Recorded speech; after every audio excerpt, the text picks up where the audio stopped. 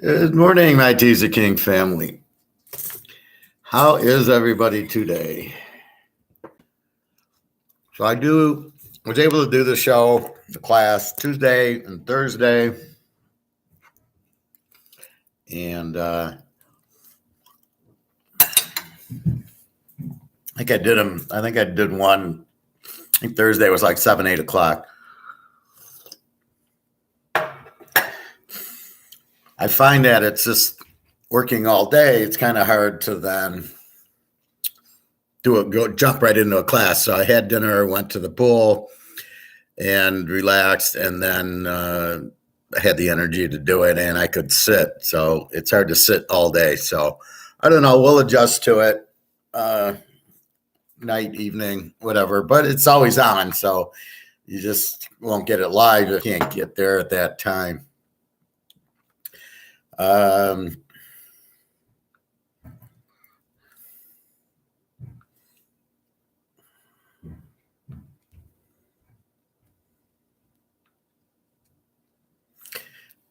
Anyway. Let's see. So a lot's been going on. NBA. Well, let's get into the scores.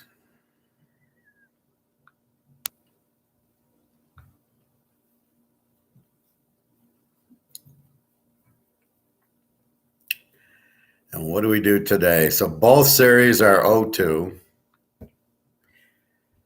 So yesterday, the Heat, as big dogs, beat Boston. And I warned you about the spread was too high. To kind of, if you're going to bet Boston, bet them small. Now Boston's in a hole. Now they're down 0-2.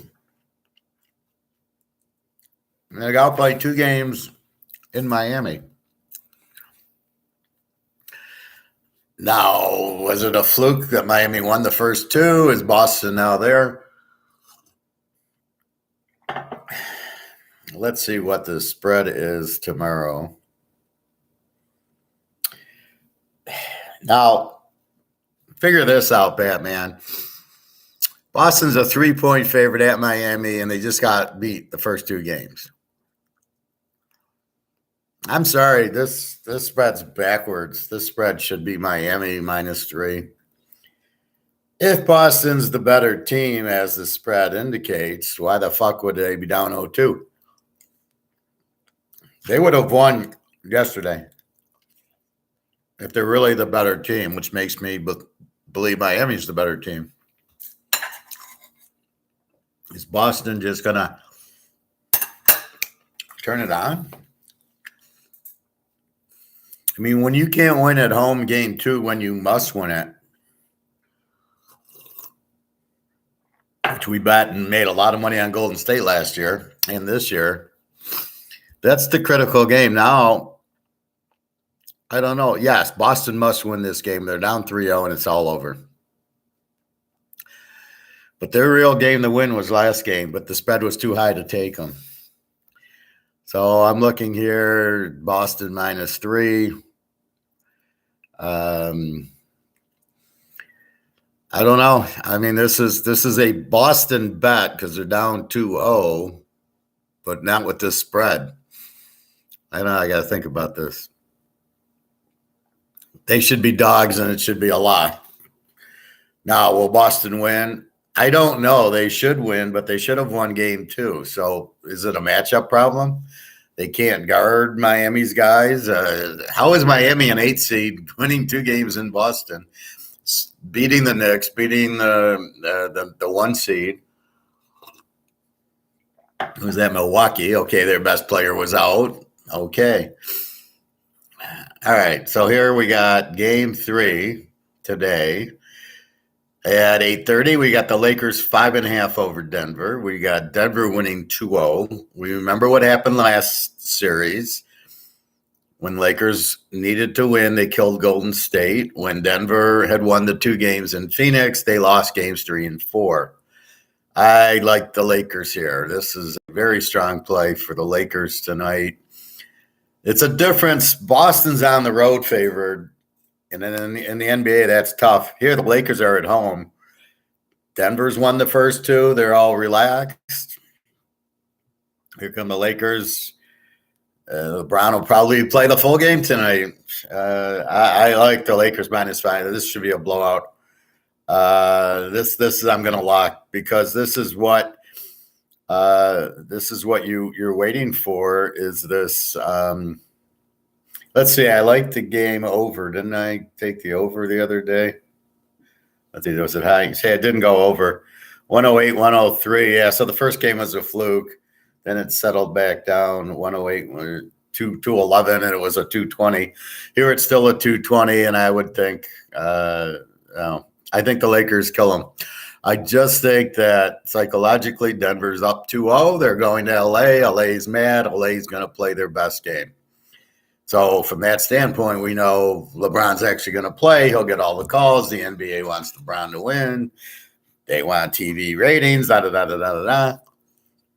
I mean, whatever that bullshit is. But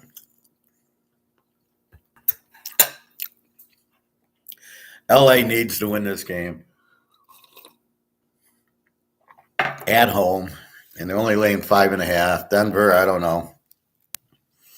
So I like the Lakers. Boston, we know Boston must win. They're down 2-0. They go down 3-0. It's over. Laying 3 shouldn't be a big deal. The question is, can they beat Miami? Who's this Miami team? And Miami beats them in Boston 2 games.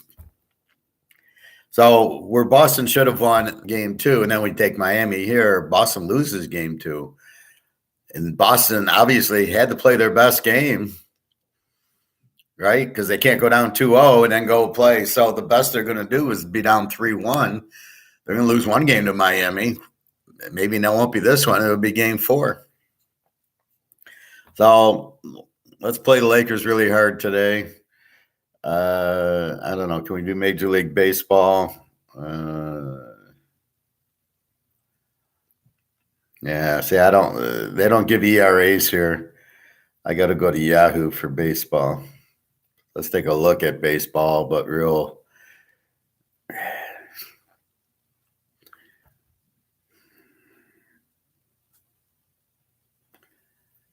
Plenty of blame to go around as Celtics sit 0-2. Yeah, well, baseball. All right, so let's look at baseball a little. We haven't looked at it all year. Let's just take a superficial look. We got KC and the White Sox. KC's pitcher's 0-7 with a 7-point ERA. Yeah, let's take the White Sox there. Their guys 2-3 with a 3.86. Over under a 9. So I guess you can either go over or take the White Sox for this guy. How is this guy in the pros? This is a Bobby question when he gets on. 0-7 with the 7.14, and you're comfortable with this guy on your team? See, what happens is not about I think he'll be good. It's how is he? In other words, when you draft these football players like Richardson, and he's a good athlete. He might be a good quarterback. We'll draft him with the 4th pick.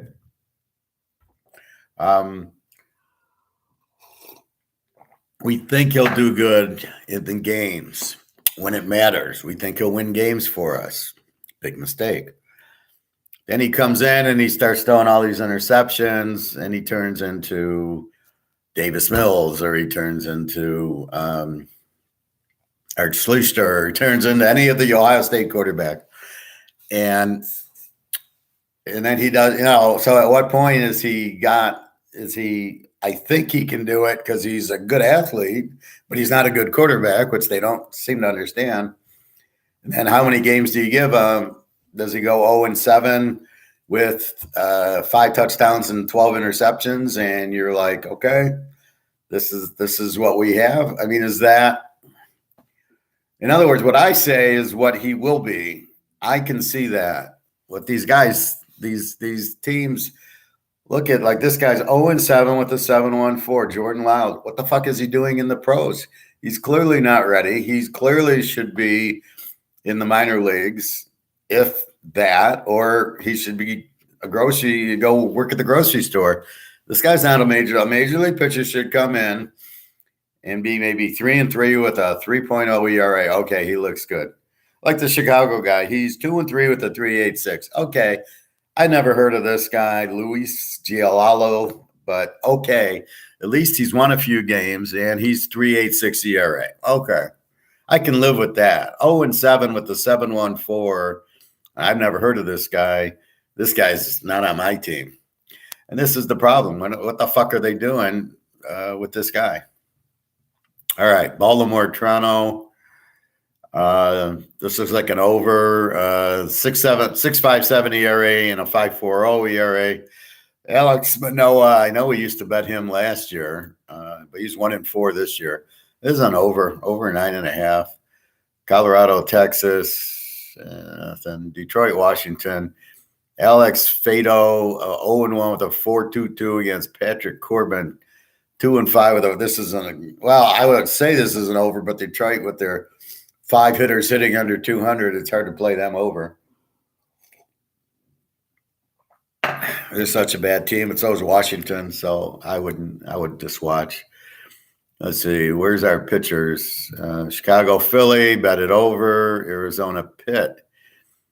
Here's another one. This guy's Brandon Pfaadt, 0-1 with an 8.59 ERA.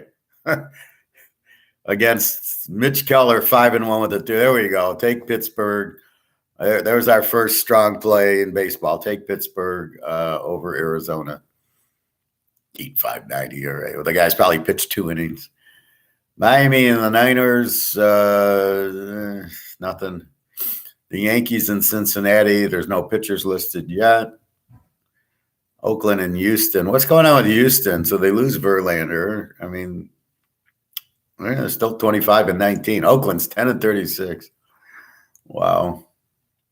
J.P. Sears for Oakland, 0-3 with a 5 ERA. Hunter Brown, 4-1 with a 3.43.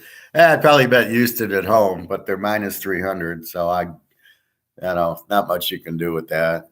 But Vegas is saying we don't want you to bet on it. So, money lines are tricky because the odds are terrible. It's like going to blackjack and they're not giving you 7-6 on your blackjacks anymore. They're giving you 6-5. And they're fucking you on a lot of your odds. And that's basically what the money line is. So everybody, I don't know why people now baseball, you kind of have to bet money line. You're not doing runs, you're betting money line. But when they start giving you the 300s, now the problem is what's a good strategy to attack money line betting? I mean, I would never do it in football. You football money liners, you should know better with the Teaser King. Never do money on, but in baseball, you kind of have to. You just you're betting the pitcher basically. And okay, I bet 300 to win 100. I bet 300, what are the odds? How many times are you going to lose that bet? Are you going to win it 15? Are you going to go 15-1 with the money line, or are you going to go 7-7? If you're going 7-7 with a 300 minus to win 100, you probably don't want to be playing it. Now, if you've stumbled on to, hey, this, if it's 330, it's 10-0, then okay. And that's really what you have to do is track the money lines to see which ones win, which ones lose. What should I bet on? Because blindly, you're just, I'll lay 300 to win 100. I'd rather buy gold. I'd rather put 300 and buy 10 ounces of gold than I'm going to make, $20,000 on a whole better thing. And I do have some gold videos to show you, of course. Oh, Andrew McGuire was on yesterday by himself. So I got to make a positive comment there. Hey, Kenzie, how are you? Hope you're enjoying your weekend. Seattle, Atlanta. I don't know. These pitchers haven't pitched enough. when Jesse Chavez is 0-0 with a 250 and Gilbert 1-2 with a 3.91. So you're really not getting enough. The Atlanta's the better team. I don't know, 135. I don't know. I don't know the teams well enough. I'm looking at the pitchers. Noah Syndergaard, I've heard of him, and McCullers for St. Louis, I've heard of him. Noah Syndergaard, is he still like injured? He's 1-3 with a 5.94. I don't know. This is probably an under, but I'm not that. I'm looking for like Verlander today. Sandoval against Verlander, LA and Minnesota. The Angels, or California against Minnesota. I don't really like it. They're Boston against San Diego. Chris Sale, 3-2 with a 5.4. Joe Musgrave, 101 with a 6.63. Wow, I thought Musgrave was better. And I thought Sale was better. They're both struggling with the over-under 7.5. I don't know. This should be a good game. And the Cleveland Met game's already postponed. Wow, it's only 11:40. So there's not much in baseball. Just our one lock. We're locking Pittsburgh over Arizona. That's our lock. 5-1 with a 2.38 against 0-1 with an 8.59. Lock Pittsburgh. All right. Let me write it down so we can talk about it tomorrow.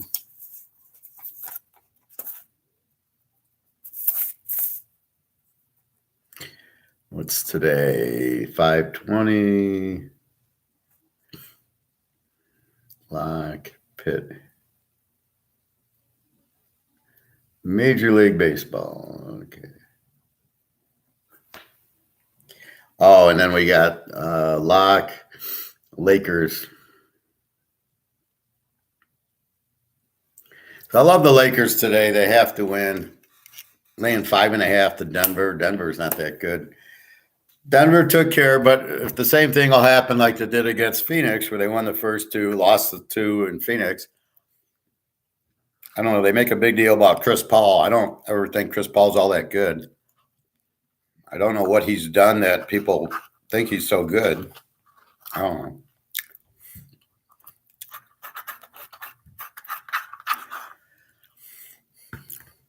So my back still bothered me, and I watched this video on YouTube yesterday from a guy's like a yoga teacher, and anyway, he said that don't have ibuprofens. You want fish oil. So I stopped taking my ibuprofen for the pain because it helps inflammation. But he said what happens is it'll stop the inflammation, but it'll stop the healing process. So I'm never getting healed because of the ibuprofen. So I immediately stopped, ran to the store and bought cod liver oil, which is supposed to be really good for like omega-3s and fish oil. And I got a big thing of those. And they're just tablets. They're fine. They're harmless. You can't taste them, and they're plastic tablets. So I took 2 last night. I just took 1 now. And I'll tell you, the hot tub doesn't do shit for this sciatic. It doesn't. You need the cold. I go into the cold water and I walk and I feel much better. And then I pull on the ladder and stretch. Seems to help. Seems to be a little bit better. I feel a little bit better today. My exercises are walking, crawling, and then there's some stretching, figure 4 type of stuff. And I think there's one other one. Oh, the guy's like pointing. I don't know about that. I can't do that one, but I've been crawling like a baby and then walking. So I walk in the pool and then just walking to the club from the parking lot and back is a lot of walking. It's pretty funny. So anyway, so that's what's going on there. NFL, any news in NFL world? Jim Brown dies. That's a shame. I thought something like that. I saw them have him and Barry and Emmett were on, and did he die? I know Doyle Brunson just died.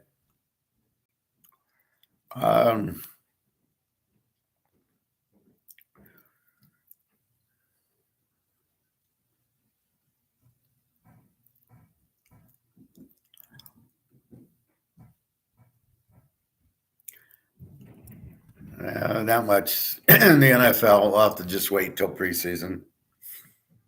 Jim Brown. So does that mean I don't have his rookie card. I got his second year card in mint condition. Does that mean I just made another $1 million?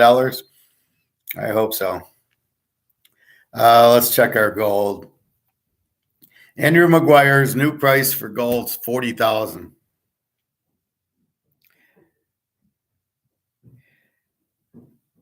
He's doing it mathematically. So all the money they put in, but he doubts that we have 8,000 tons in Fort Knox. Says they don't let it audit it, and he says he thinks they're all repothecated, which means other people own them, and they won't let an audit in, and they wouldn't pay the Germans theirs. So he honestly believes there's no gold. I believe that if there is gold in it, it isn't ours. In other words, I'll sell it to you, and so they own it, but they haven't taken possession. That's the rehypothecation of it. And that's what it is. So if I want to buy a Maple Leaf today, $20.85. That's a cheap price.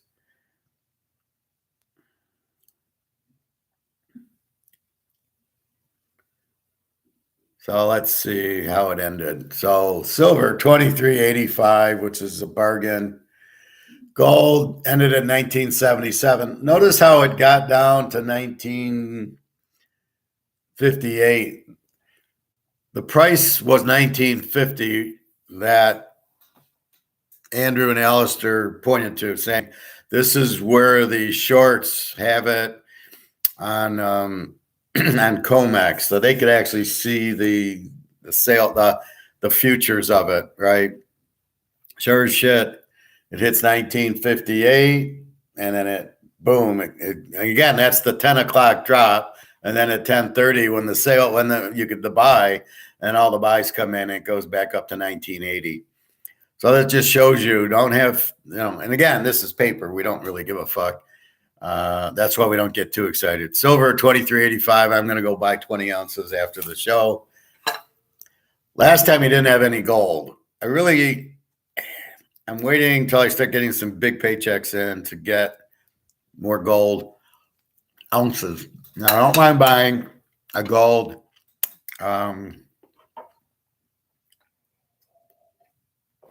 I don't mind buying a gold, a quarter or even a half. I could do. I prefer getting some more quarters and tenths, but I'm going to go to after this, I'll go to the coin store.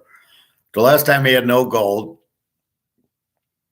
nothing. And he had some 10-ounce silver bars and some of the buffaloes. So I bought a 10-ouncer and 5 buffalo. So I bought 15. And we will see.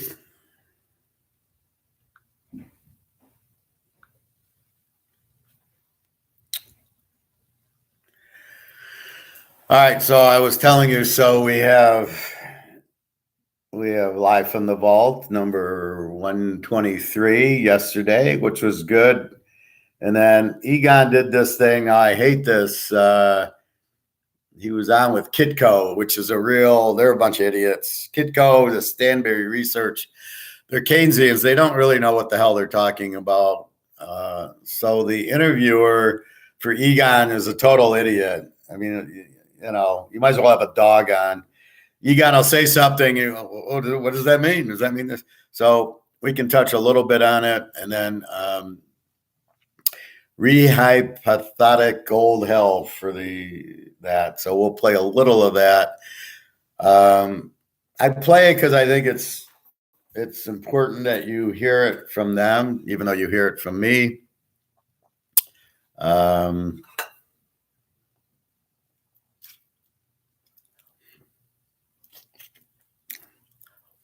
Well, I know all the concepts.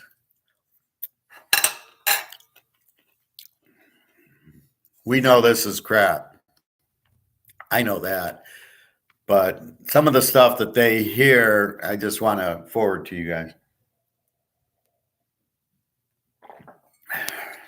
So let's play a little Egon.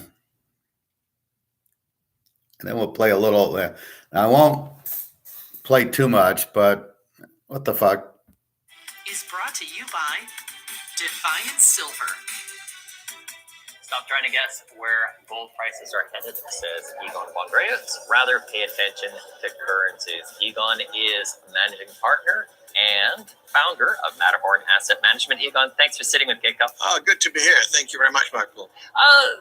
Let's talk about where we are right now. So we've had these 10 consecutive interest rate hikes that have come from the Fed, and then we've started to see some banking sector wobbles. Maybe I'm understating it right now. This guy's such an idiot, the guy talking, isn't he? Failures that have happened right now. What's happening? Well, what's happening is that what I always expected would happen. And, you know, we've been into gold for 25 years now, from the point of view only wealth preservation, insurance, not as a speculative investment. And because I saw 25 years ago that we would reach at the end of this monetary era. It doesn't happen overnight, and it's taken longer than I expected. Nevertheless, it's happening. And right now, we're starting the exponential phase. It's starting to accelerate. So everything that's happening with interest rates and banks, that's just the beginning of it. You know, the banking system will not survive in its present form. Currencies will not survive. Interest rates will continue to go up. Central banks will lose control of interest rates.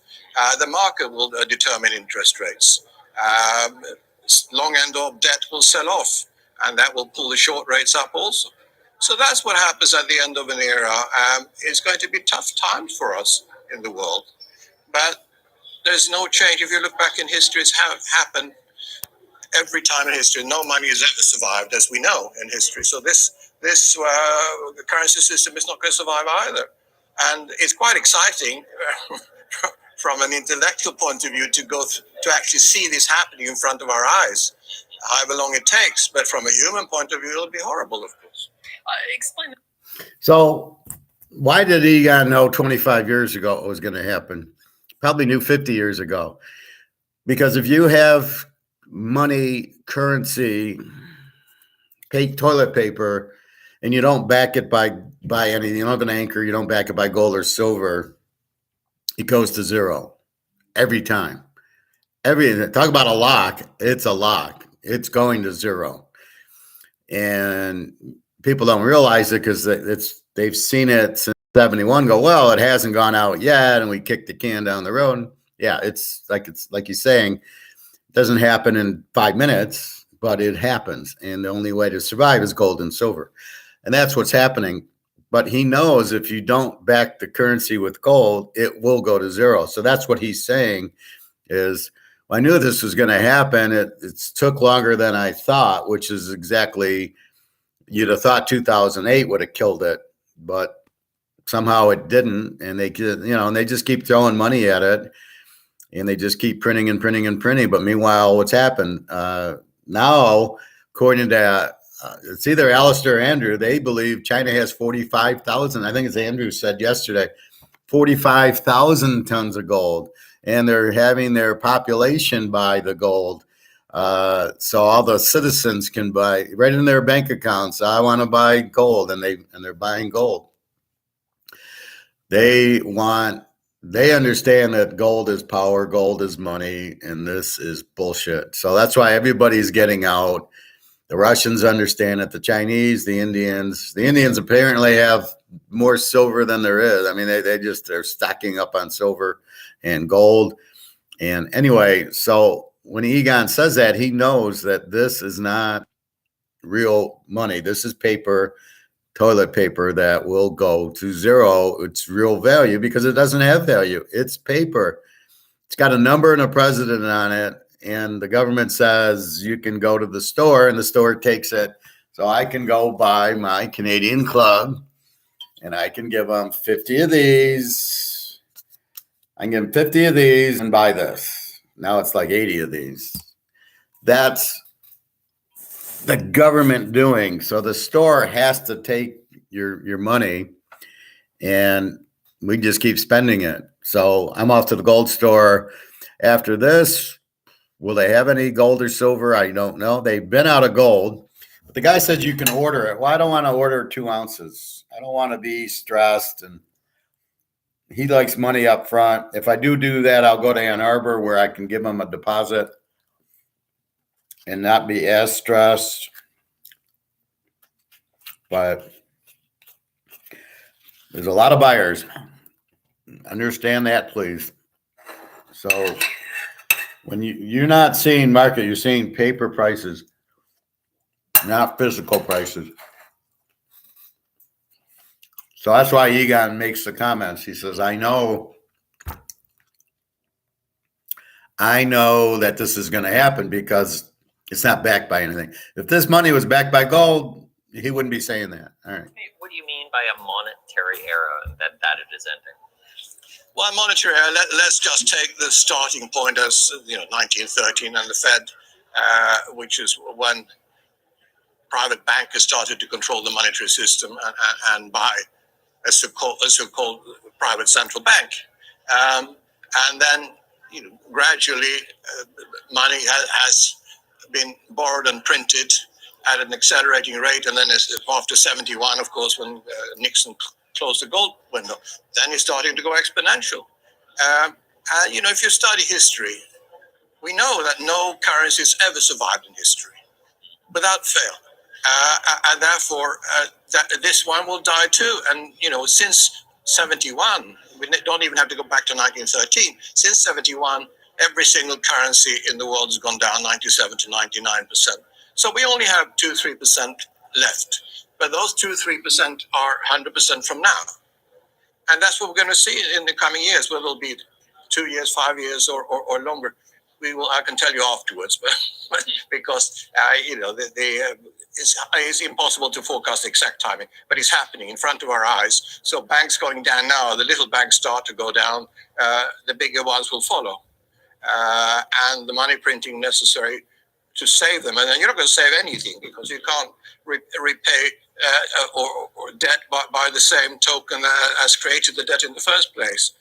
So therefore, sadly, there is no solution now, and it's very sad. But it's happened every time in history, so this will be no different. It's just that it's global this time. That's never happened before in history, so it will be a lot worse. You were mentioning that there has been the rise in BRICS, Brazil, Russia, India, China. Is there rotation into that, or why do you suspect that this block, or I guess this currency, is actually going to be stronger right now? Well, part of this fall of this is not fall of the world we're looking at now. It's the fall of the Western monetary system, the dollar-based one that dominates, especially Europe. Yes, it does. Of course, we have seen the dollar being the trading currency for the whole world also. But now as they come under more pressure, the US now dictates what the rest of the world can do. And the last was the of course, we had the petrodollar, which is gradually disappearing now, and all the BRIC countries and Saudi Arabia, etc., they're gradually turning over to the yuan and other trading currencies. That will take time. It's not going to happen overnight, but that's inevitable. Nobody wants currency that the central bank just can block overnight, and if you have deposits in dollars, and stop you using the SWIFT system for transferring money, etc. Nobody trusts the US anymore. And then when the US starts also, which it always has, dictate to Europe, you must do this, you must sanction the rest, you must sanction Russia, follow us, etc. That's destroying Europe at a faster rate than ever, because it's disastrous what Germany and then the rest of Europe has agreed to from the point of view of energy and from point of view of inflation. These sanctions are going to be the final nail in Europe's coffin, of course. But politicians, sadly, in Europe are not standing up to the US. And we're seeing the fall of, we're right in Frankfurt now, we're seeing the fall of Europe in front of our eyes. You said your presentation here at Deutsche Goldmesse that guessing what the price of gold is going to be is a mug's game, but rather you have to focus on currencies. Why do you have to focus on currencies rather than where gold is headed? Well, sadly, the only way that we in the West or in the world measure wealth is in money terms, but that's the total fallacy. how can you measure wealth in something that is being debased on a daily basis? Of course you can't. As we said, gold has never gone up in history. Gold is just constant purchasing power. And therefore, the fact that currencies have gone down 97, 99% against gold in dollar terms or in euro terms, that's irrelevant. In purchasing power terms, gold is the same as it was 2,000 years ago. So therefore, we can't measure our wealth in something that is just disappearing in front of our eyes, which is the currencies. So that's why gold will now take a much greater role in the monetary system as it transfers to the East. We don't know how yet, but it's very clear that the countries are now where the power is moving over to China, Russia eventually, I think also. These are commodity-based countries, and they actually are holders of gold, probably have a lot more gold than the US, although officially they don't, but unofficially they most probably do. And that's where the power is going to be, the monetary power also. Help me out. What do you mean by a commodity-based economy? I think you're making that distinction between like China, for instance, versus other economies which might be more service-based. Yes, no, China's not, but if you look at China and Russia together, no, China is not commodity-based, of course. Although they are actually the biggest gold producer in the world. Manufacturing based they are. They got real products. Russia has the biggest natural reserves in the world at 85 trillion. They are going to be, one day when they're properly managed, properly governed, Russia, it's going to be a major economy.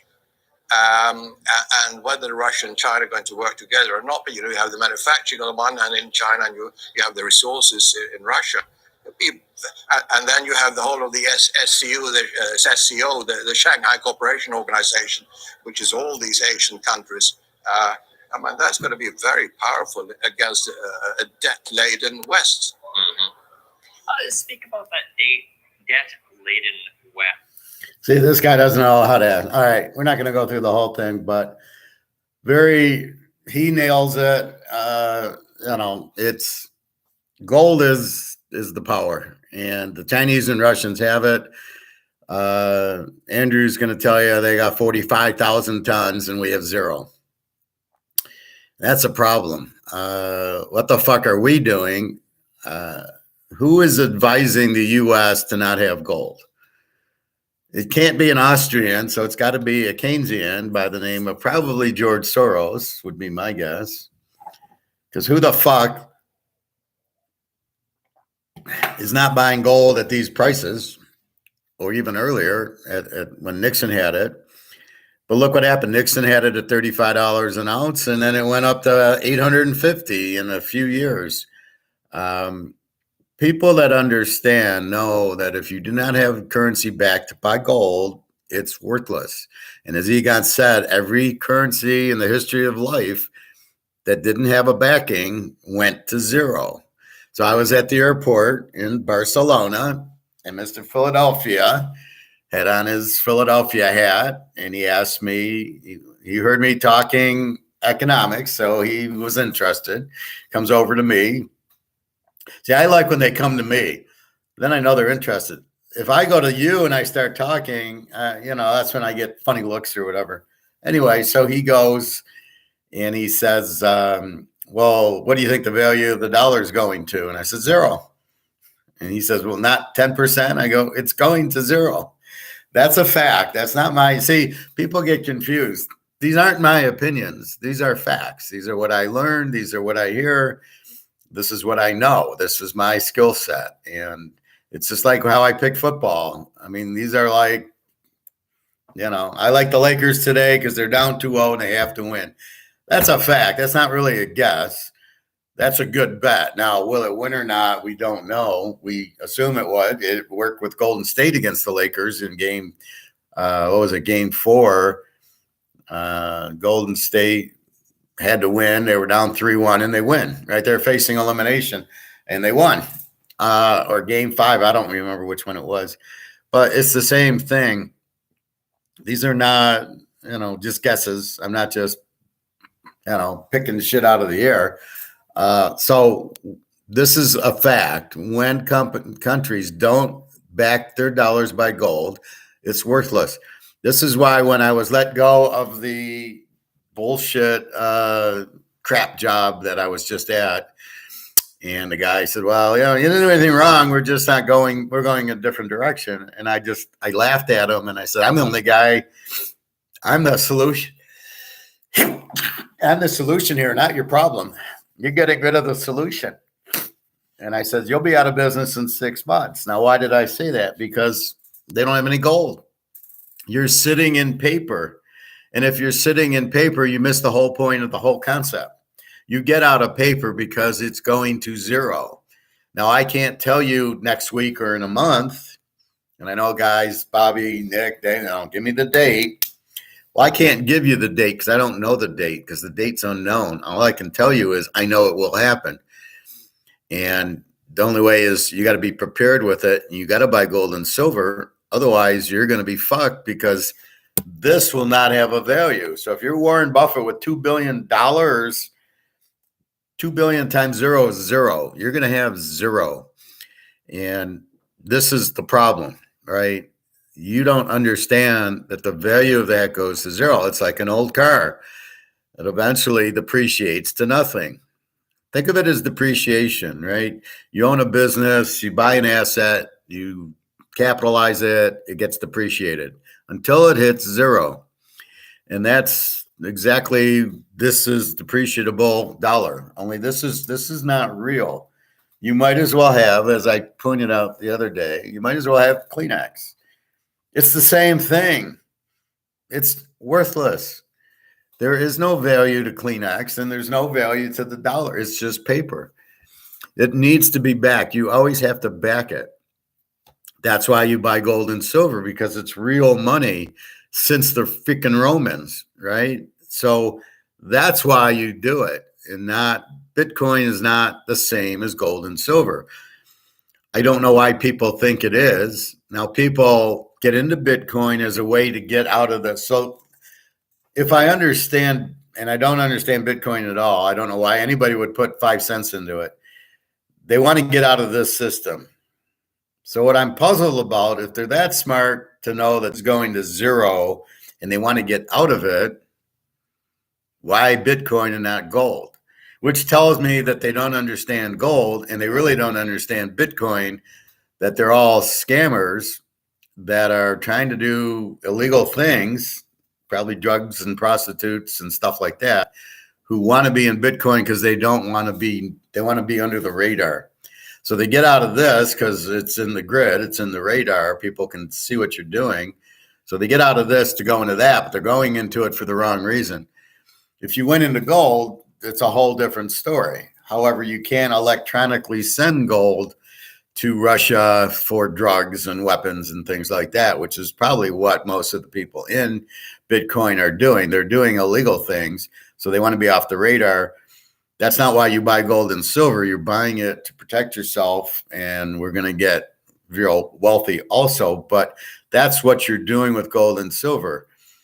I'm not sending it anywhere. I'm keeping it. I go fly to Barcelona and give some to Jenna, or when I can meet Daria, I'm going to go, or to Romania, I'll give Irina, here's a couple ounces of gold. I can't send it to her, but Bitcoin you can. So I could just send it to her, but it's not real and doesn't have a value. So that's what I don't understand about the Bitcoin people. That's why I sit there and say, you got to be out of your mind to buy it. So let's go to Andrew.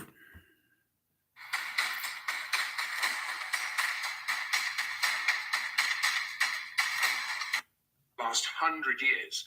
The first reevaluation by the Fed was in 1934, where the gold price was repegged from Japanizing the dollar. I've talked about that in great detail, and plenty of people are talking about this. Now, this army, though, of naked short, undeliverable paper gold short sales was powered by an extremely ill-thought-through attempt to push back against Russia, who had at the inception of the sanctions, they placed a global bid under the physical gold price. Said, "Here's the price. We will pay that no matter what the price. No matter what, we will take all the gold you can give us at this price." That was a ruble price converted to gold, but nevertheless, as we highlighted back in our November episode, this wall of highly leveraged Fed-driven paper gold supply had finally run into a wall of competing central bank and sovereign physical demand. These global physical buyers essentially had been alchemizing this diluted paper gold price into physical gold, exposing really the leveraged naked short nature of this Fed-driven synthetic supply.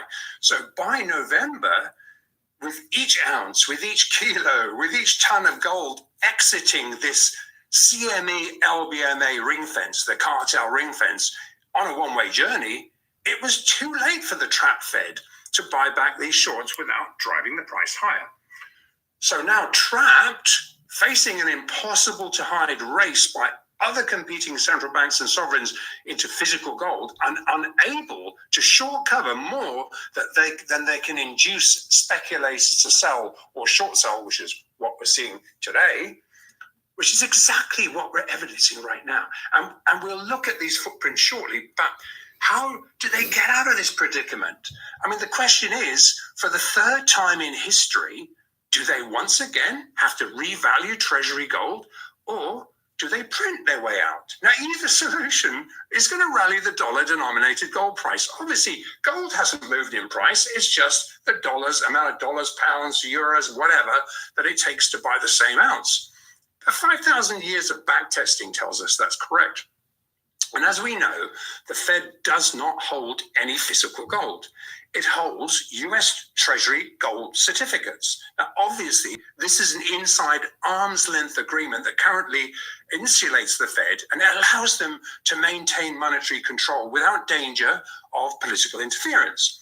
Now, it insulates gold from its real price, though, and it keeps the power in the Fed's hands. But with gold now revalued as a first-tier asset, the Fed no longer has control of the physical gold price. And worse, there is empirical evidence they are sitting on a cesspit of rehypothecated gold reserves. Rehypothecated just means there are multiple ownership claims on each ounce. Now, the gold certificates are issued to the Fed by the US Treasury, who claims to hold these unaudited physical reserves. That is the important point, unaudited. And this is a smoke and mirrors relationship, though. And by valuing this 8,133 tons of gold held by the US at just $11 billion, it allows the Fed to have a paper claim on gold at $42 an ounce. Now, gold has only been revalued twice in the last 100 years. The first reevaluation by the Fed was in 1934, where the gold price was repegged from $20.67 to $35, essentially per ounce, effectively increasing the gold on the Federal Reserve's balance sheet by 69%. Now, this increase in assets allowed the Federal Reserve to further inflate the money supply. Now, the next revaluation was in 1973. 2 years after Nixon had safely ended the convertibility of gold, US dollars to gold. So essentially, you could no longer just come and say, "Here's my US dollars, give me my gold."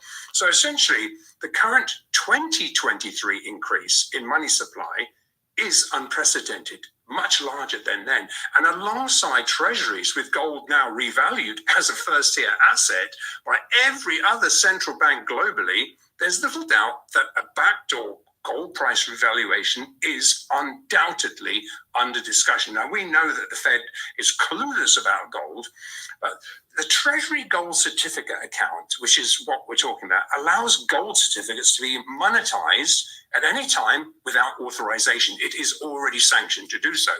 Now, given its first-tier cash equivalency now, gold would likely be revalued very close to the current market price. Now, if this was affected, or should we say when the Fed, when this is affected, then the Fed would be incentivized to move from gold price suppression to maintaining a strong gold price, something that China, Russia, the BRICS nations, increasingly backing their fiat currencies with gold, are simply already doing.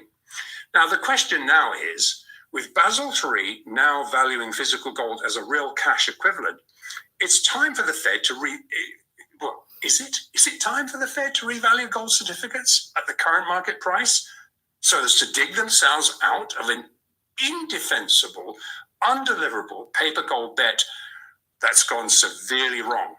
Something that has been trial ballooned by the Dutch central banks, referring to the availability of their gold revaluation accounts, and the Fed and the ECB and all the other central banks also have active revaluation accounts.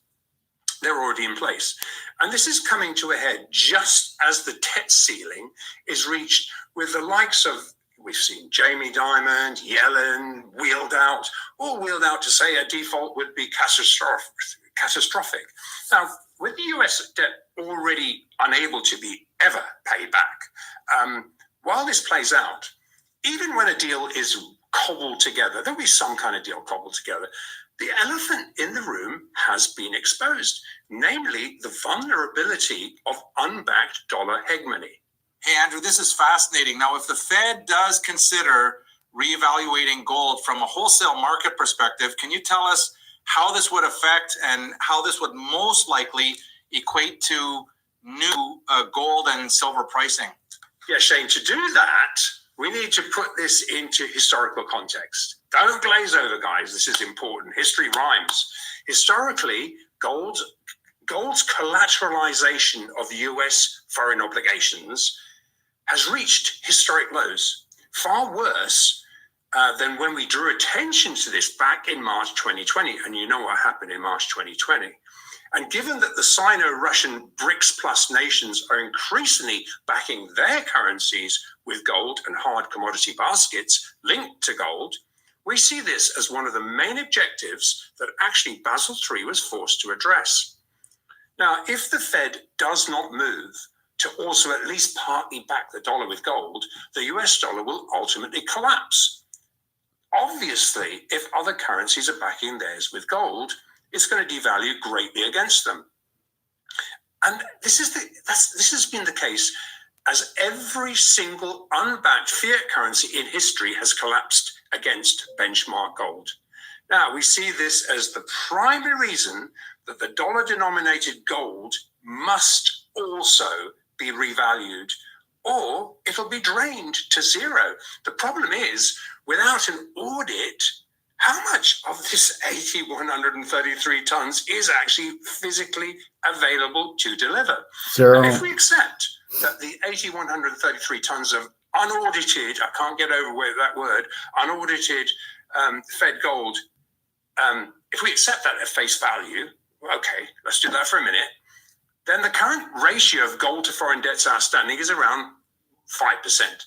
Now, this ratio is so far below the 20 to 40% historical average, and based upon the move to reclassify physical gold as a first-year asset, the BIS likely expects this ratio to revert to its historical average. So who's out of kilter here? The best case assessment assumes unaudited US gold reserves. Let's assume they're not rehypothecated, burdened with multiple ownership claims on them. But if they are, a haircut would have to be imposed. So this ratio could be anywhere between 0 to 5%. And for all we know, here, and we wonder why no audit's been allowed. Honestly, it starts to stink, doesn't it? So this is where the numbers emerge. Now, even taken at face value, restoring a 20 to 40% ratio of gold to foreign debts outstanding from current levels put gold at somewhere between $6,000 to $12,000 per ounce. However, the last time the US dollar was questioned was in 1980. And at that point there, when the foreign held treasuries of the US government were 140% collateralized by gold, well, at 1980 levels, It puts gold at over $40,000 an ounce. Look, I'm just saying, 40,000 an ounce. That's where I come up with 50. So I'm not crazy. You can see where I get it from, but I thought that was important to hear. So what he's saying is that he doesn't believe the U.S. has any gold, and if we do have any, it's hypothecated, which means other countries or other players have ownership of it, so it's not even ours. He doesn't understand why they won't let him audit it. In other words, if you really had something, I say I have a mantle card, and you go, well, I want to see it. And I go, no. Well, that means I don't have it, because if I do have it, I'd show it. Well, I did show it. I showed the mantle and ore together. That yes, here I have the card. So you're asking, and I'm answering. But if governments are saying, let me see the gold, I want to make sure you got 8,000 tons, and they don't show it to them, there's a problem. Because if you really had it, why would you care? You would show it. You'd have armed guards, but you would say, here it is. So that makes you believe that we don't have any. So that's 40,000's even low, but that's the whole point of it. People, you get Jim Rickards on. He goes, oh, we have 8,000 tons. He doesn't know. Then he says, well, China's got 2,000. Andrew's saying they got 45,000 because of that. I'll get to that part in a minute. That's the whole point of it. China and Russia have all the gold. They have all the power. Like he said, once Russia learns how to manage, if they would ever go Austrian economics, Russia, they'd be huge, because they would. They have all the resources. They have all the gold, the silver, the diamonds, the gas, the oil. They have all the things needed. Another thing said, I don't know if it was Alistair or Andrew, about it might have been Egon, and he said we can't have a world without fossil fuels. Go electric, and it just doesn't make, you just can't have it.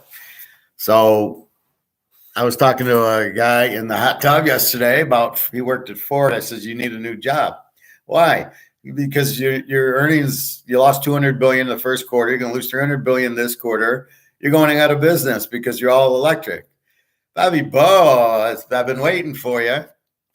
I did the show Tuesday, Thursday night.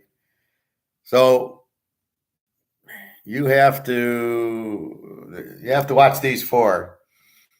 And I did Egon a little bit in the beginning of the class. So there's a pretty good Egon one, but it's pretty similar to the one he did here. Alistair did one yesterday, and then Andrew McGuire's yesterday is what I'm doing now. Andrew McGuire just said gold 40,000. I'm saying 50, so yeah, we're pretty close. And it's basically, this is toilet paper. You must get out of this. Every time it's not backed by gold, it goes to zero. So why do you want to hold it? And I know it's right now legally stores and people need to accept the dollar. They're being forced to accept the dollar. So that's why you're still trading in it. Like, so you go to the grocery store, you're buying pig's ears with the dollar because you have to. You don't have to. You could buy it with gold and silver, but they have to accept the dollar. So you use the dollar, which is going out to zero anyway. And that's really what you want to use. Anyway, how you been, Bobby Bo? I had a question. I had a question for you earlier. I was looking at baseball. There's a pitcher. Today I'm locking. I got two locks going. I got Pittsburgh in baseball and the Lakers in basketball. And in Pittsburgh, the guy on the other team, I think Kansas City's 0-7 with a 7.50 ERA. And my question to you is, how long do you keep this guy on the team? Clearly, he's not a big leaguer. What is he doing there? And why would you even pitch this guy who's 0-7 with a 7.5 ERA? What the hell are you thinking? And this is the problem with baseball. Each team wants to have 15 pitchers on the team. Right? They got to have 5, 6 starters who go every fifth day. And then you got a 7th inning guy and an 8th inning guy and a 9th inning guy and a long reliever. But they can't pitch every other day. So you're sitting there. The problem is there's not 10, 12 major league pitchers on each team. And there's not, then multiply it by what? There's 32 teams, I think. So that's 320 pitchers. Well, you don't have 320 major league pitchers. You maybe if you're lucky, you have 20. And you can see the Verlanders, the Scherzers, pitchers like that. And then there's the big drop off to this guy for Kansas City, 0-7 with the 7.5. What the fuck is the manager even putting him in the game for? I don't. If you can't, my synopsis was they drafted Richardson because Richardson, the quarterback, has potential. He's an athlete, just like C.J. Stroud. He's got potential. Maybe he'll be good, even though we all know neither of them will be any good because neither of them know how to quarterback. So we wouldn't even draft them guys. We'd be drafting Hooker and Bennett and Hainer and Thompson Robinson. We'd be drafting those guys, not the guys that were drafted, because we see they have no hope of being any good. We're, they're going to try them. And how long do you try them? I'm sick of seeing the one quarterback from Kansas State. I can't think of his name. Blaine Gabbert. Blaine Gabbert sucked in college. He sucks in the pros. And yet he still plays. Like somebody still has him out there because, well, at least he's got experience. And he sucks. So you're sitting there and, well, maybe he'll be good. It's not who you draft. And not in the first round. You don't draft maybe he'll be good. Anyway, I'm fine. Bobby, work's going well. Like I said, I work pretty much straight through. I work like 8 to 4:30, pretty much straight. I take a break for lunch. And so I don't want to sit. My back's still a little tender, so I can only sit so long. So I go eat and go to the pool. And then like Thursday, I did 8 o'clock. I think I did 8 o'clock class, but I'll probably end up doing that a little bit. But as I get more comfortable, I might do a 4:30 class. And then we'll see what happens, what's going on. Like I see the video with Andrew. I almost did this last night because I had the Andrew tape, but I guess it's the same reason that Belichick starts Mac Jones. These guys are clueless. Yeah, it's really, well, it's the same thing with the finance people. Blaine Gabbert was from Missouri. Oh yeah, not Kansas. Yeah, well, I knew the guy. He did suck there. No, Chase Daniel was the guy I thought should have started. He was great at Missouri, and he was backed up Drew Brees. And now he's a great backup. Nobody starts the guy. I don't understand. But, yeah, Blaine Gabbert, what the fuck was he doing? How did he even get drafted? And then he's still in the league, but so is Chase Daniel, and Chase Daniel is so much better than him. Anyway, my back's a little bit tender. My feet are fine. My back's a little tender, probably from sitting all day. Fortunately, I'm fine sitting, but I can feel like my hamstrings. I'm sitting on my hamstrings. I got a pillow on the chair and the little end, the bottom of my back. So I found a video. This top video, sciatic, which was pretty good. He says walk, try to walk, I don't know, a kilometer, whatever that means. Walk 1 kilometer a day, crawl like a baby on all fours, and then do some stretches where you like point, where you're stretching your back, and then one where you're doing that figure 4 where you lock your legs in and then stretch and stuff. So those are the 4 exercises. So the hot tub in the pool doesn't do shit. It's not like I get a lot of relief on it. But in the cold water, and I walk in the cold water is much better. And then I stretch on the ladder. I just pull the ladder and put my foot into it and stretch. And that seems to be the best thing for me.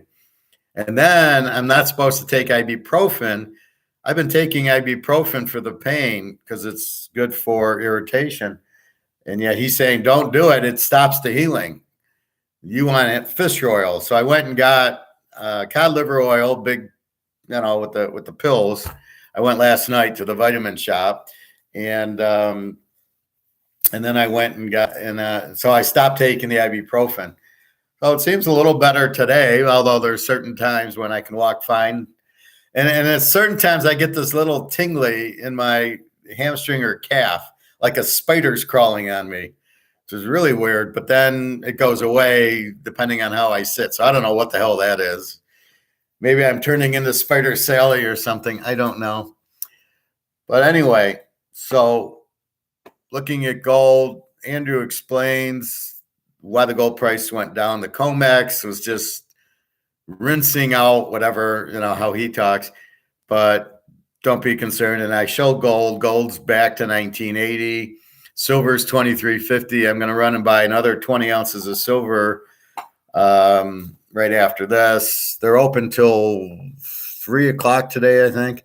And there's all this construction on the fucking road. I got to go like back roads to go over and back to get there. It's fucking ridiculous. But I've never seen construction. So there's an intersection, right, where all 4 lanes have a lane block for this construction. It's like, what the fuck are they doing? I mean, they'd be better off taking 2 weeks, closing the intersection, patching it up, and off we go.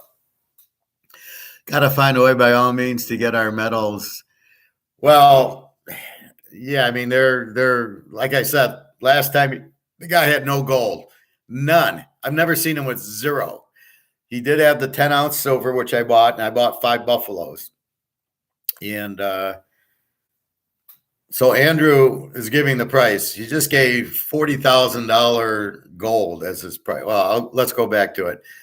Silver, he's saying like 400 or 500, but it's got to be 10 to 1. So 40,000 puts silver at 4,000. So let's go back to Andrew.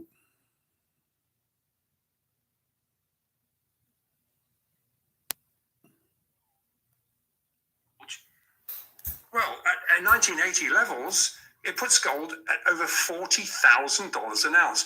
Look, I'm just saying, guys, okay, at $40,000 an ounce, I assume there will be plenty of sellers. So let's just discount this for now. But just be aware, these are the numbers. All right, Andrew, now for my question here. If gold is reevaluated at $6,000 per ounce, what does this mean for silver? Yes, Shane. Well, I knew that was coming. Exactly. Where does that put, joined at the hip, monetary silver? The gold-silver cross is currently at around, goodness me, over 80 to 1 at the moment. That's 80 ounces of silver to buy 1 ounce of gold. Actually, it's higher than that, but never mind. Just use a number like that. Even if we don't adjust this to more realistic levels, it still puts silver at a minimum of $75 to $150 an ounce. However, as gold breaks loose of its unallocated collar, silver will too. Now, put a short squeeze on silver, and the historical 16 to 1 ratio becomes magnetic, suggesting a minimum silver price of $375. Again, just saying, these are facts. Look, So there you go, Bobby. I'm saying it'll go to 10 to 1. I'll say silver gold at 40,000. So I'm saying 50. So that puts, let's say 40, 10 to 1 is $4,000 an ounce for silver. Now you understand why I and it's like I said, it's not an opinion. This is what will happen. What you really ought to understand is this is toilet paper. This is my new thing. This Kleenex, this paper is the same. This is the same thing. It's got the same value. So you've got to understand this is going to zero. It will go to zero. It's always been, unless they back it by gold. Only backed by gold will it survive. But the U.S. has no gold. He just said they don't. It's all reauthenticated or it's zero because they won't let the audit happen. So if there's no gold, this has to go to zero, which makes the euro go to zero, which makes the Swiss franc go to zero, The British pound go to zero. And here comes China and Russia with all the gold. And he who has the gold has the power. So you have this. For sure going to zero. Or to save it, they start backing it by gold. Either way, the gold price goes to the moon. Now, what do they keep saying? So you've got to understand, why do I want to hold this? Why do I want this if it's worthless? Why? Why would you have it? Name me one explanation why you would keep this if you know it's worthless toilet paper and the value of it is going to zero. Why would you want to hold this? This is really the question that you have to answer, and the question you tell your family and friends is, why do you want to hold it? It's worthless. It's paper. It's garbage. It's doo-doo. It doesn't have a value. It's got the same value as a Kleenex. It just has a president and it has a one on it. So we're number one. I mean, that's all this is. It has a number on it. 1, 10, 100, 20, 50 of nothing. So my point is, Warren Buffett has $2 billion of nothing. But why is Warren Buffett so stupid that he doesn't turn it into gold? See, if I ever had that look at the money. I don't have that much money, but what do I do with it? It's gold and silver. It's an automatic. Go buy more gold and silver. And I'm kind of pacing myself. Now that I got the job, I can buy some more gold because now I can use my paychecks to pay my bills, and I don't need the money in the bank or the money in my really it's the money in my safe. I don't need the money in the safe to protect me from it, and that's it. So I had a nice talk with Jenna on it. She thinks, well, we really need bars to be rich. We don't. The coins aren't going to do it. I says, Jenna, the value is not going to stay where it's at. I thought I've told you this. The value of gold is going to be $40,000 an ounce. And so if we have 2 ounces, we got $80,000, which is what she has. Then wake up. It's not going to stay where it's at. It's going to go much higher. And anyway, that's the point of that's the best way to look at it. That's what I've been kind of teaching for 2 years now. And then maybe this hammers it home better, but that's the whole point, is get the fuck out of it. It's worthless. But because the government is corrupt, they got rid of all the gold, as did England, as did Canada, and it's all going to Russia and China. It almost sounds like George Soros is controlling the Feds for England, Canada, and the US, and he's telling them get rid of the gold, and then there's somebody in China's corner, which was Milton Friedman, saying, no, gold's the key, and Putin knows it. And again, why the war is going on, I have no idea, but this is really, it doesn't really matter. And they'll say, well, the Russian economy is going down. They got 15 to 20,000 tons of gold. There's nothing wrong with their economy. They've got the ace in the hole. So does China. So if you see their economies are going down, they got all the gold. It's not going down, but they want the gold price up, and that's what's finally starting to happen. This was like the last kick here of gold. So it goes down to look at the 10 o'clock drop, right? And then 10:30, boom. So it went down. 1950, Andrew said, was the number that the shorts had, and it went down to 1958, and then it immediately goes back to 1980. So it's 1977 and the silver 23. So that's why I want to run. I'm not going to see silver 23.85 anymore.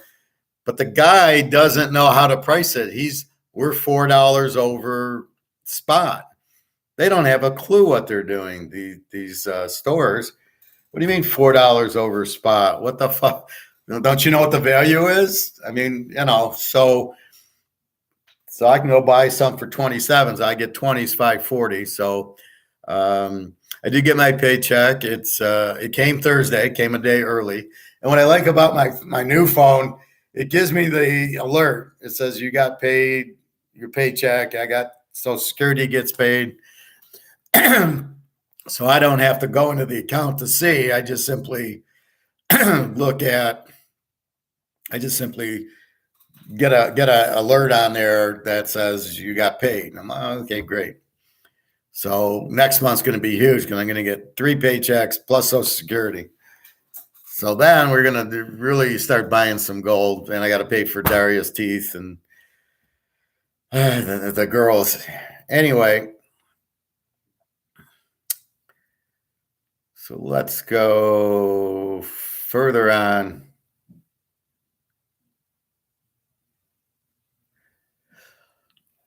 As they used to do with the Notre Dame football, let's move further on in action.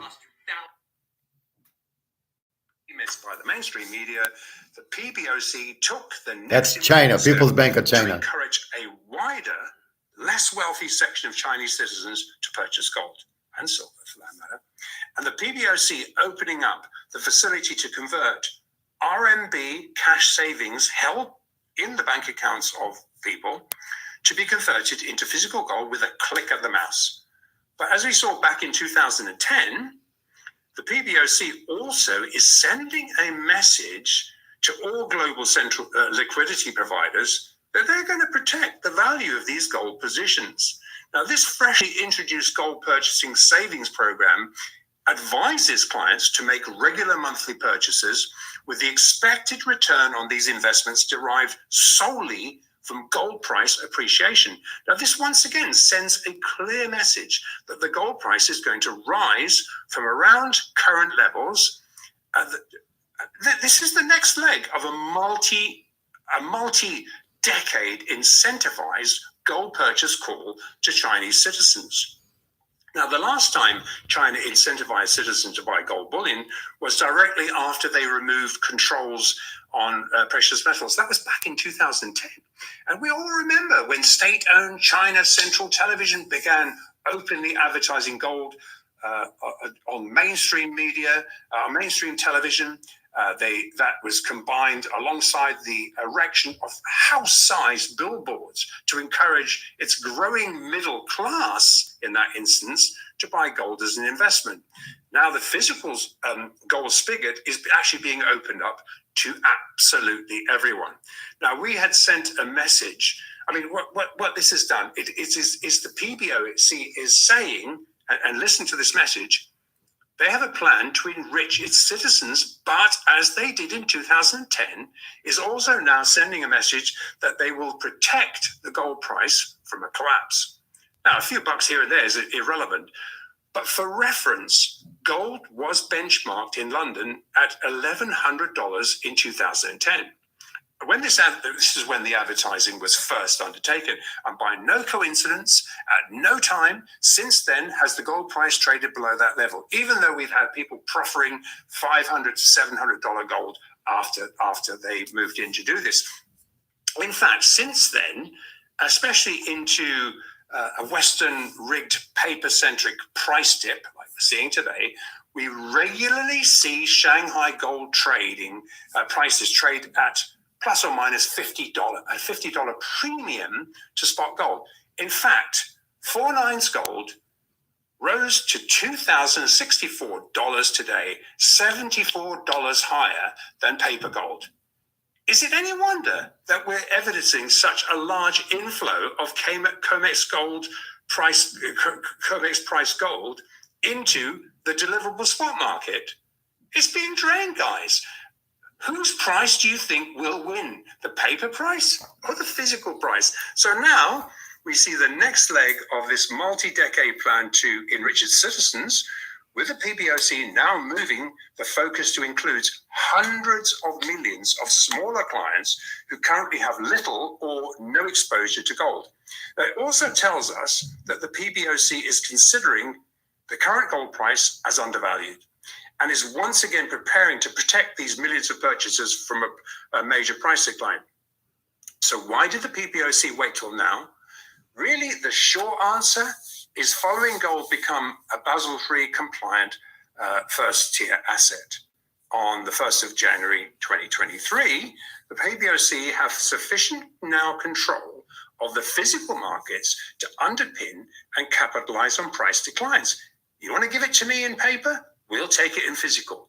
And with the liquidity providers now forced to also be NSFR compliant, it's made the conversion of Western denominated paper gold into physical gold bullion a seamless, frictionless operation. So what has to be appreciated is it's not just, it's not just paper gold savings scheme. This physical gold can be withdrawn from the Shanghai Exchange on a T+0 basis, i.e. immediate basis, illustrating these purchases constitute real bullion held in the name of each client's personal account. Now, given the fresh retail demand also competes with PBOC and BRICS plus central bank demand present at every London fix, at the margin, that's the balance between the paper and the offsetting NSFR compliant physical demand, the scale of this additional physical gold demand should not be underestimated. And to give an idea of that scale, China's population is currently 1.5 billion people, with the majority banked.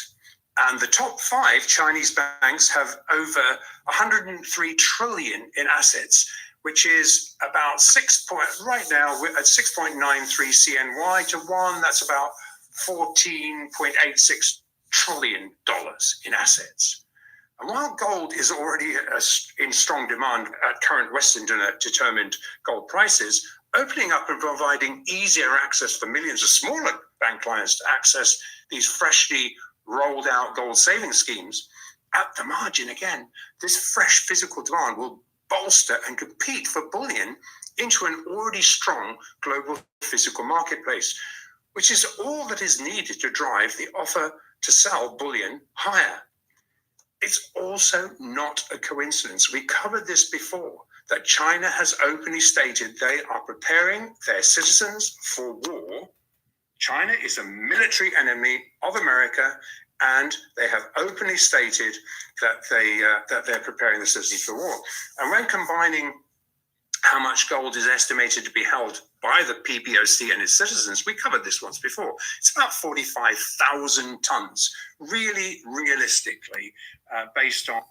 So when you hear these other idiots, Jim Rickert, say, "Oh, they got 2,000 tons, 3,000," there's your answer: 45,000 tons, $40,000 an ounce gold.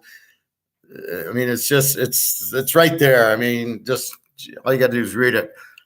So what do I say? We need demand to get price up, right? That's the key, right? Mantle card, Bobby Bow card. We get the price up because there's demand for it. The Bobby Orr card, the Brady card, the Jordan card. High demand, high price. What did he just say? All this demand for all these billion Chinese people. They got 45,000 tons of gold. What do you think happens to the price when the demand is twice as high as I can show you because of the screen? What do you think happens to the price? You think the price is going to sit there at this $2,000 level or 1980? I mean, I gotta just, it's like, how much can I go? I want to buy 100 ounces right now. I mean, that's the whole point of it. It's, if you have demand for a product, price goes up. That's pure economics. That's Austrian economics. And so we can see the huge demand. We can see the price going to go to the moon. We're sitting at 2. Now, A, this is crap. So we want to get out of this to protect ourselves. But B, the demand for gold is pushing the price up. So we get a double header. We get out of the dollar. We get out of the toilet paper. And then we get into the gold. And then the gold's on the way up in the elevator because of the demand from the Chinese, the Russians, and the Indians and BRICS. And we don't have any. And we're like, I'd like to know who's running it and have a long talk with this idiot who's running the U.S. because why aren't we buying all this gold at $2,000 an ounce? That if we just look at what China's doing, it's going to be worth a lot more. So I don't know why the U.S. is so afraid to let the price of gold go to the real value. I think it's logically it's because they don't have any. So I don't want gold. Like I have my 12-year-old, but let's say I didn't, right? So I want this to go up in value, but let's say I didn't own it. And then it went up. Well, wait, I don't want it to go up. I want it, but I don't own it. But now that I own it, I want it to go up. So that's really what my guess is they don't have any, and the UK doesn't have any, which we know, and Canada doesn't have any. So they don't want the price to go up. They've been in control, London and New York, but now they're not in control, where they're losing control, and then that's it. And so that's it. The fat lady is singing for the dollar. It's just how much longer we don't know, but this is done unless they come in with, if they back it by gold, it'll save it. Otherwise, it's going to zero. And at this point, they don't have gold to save it, so it's going to zero. You've got these idiots in office like Yellen and Jamie Dimon and Powell. I think it's Boog Powell, actually. These guys are just a bunch of fucking morons. Oh, we'll raise interest rates. That doesn't do shit. Then I read an article today about, the dollar's still the reserve currency. Okay, let's get to reality. The reserve currency of the world is gold, not any dollar. It's not the yuan, it's not the ruble, and it's certainly not the US dollar or the British pound. That is not the reserve currency. The reserve currency is gold. That is it. And you don't really need a reserve currency. Let everybody trade in their own currencies. As long as it's backed by gold, it doesn't fucking matter. Gold is the key to the economy, to wealth, to safety, to no wars. That's it. Gold is the king. And why they don't want to, they just want to ignore it. I don't know how else to explain it, but how, after I explain it, and you hear Andrew and Egon and Alistair, do you not sit there and go, fuck, how much gold can I buy? I mean, I got to go sell my house to buy gold. I mean, at least you're safe with that. So there's a section that I think I said yesterday with Alistair.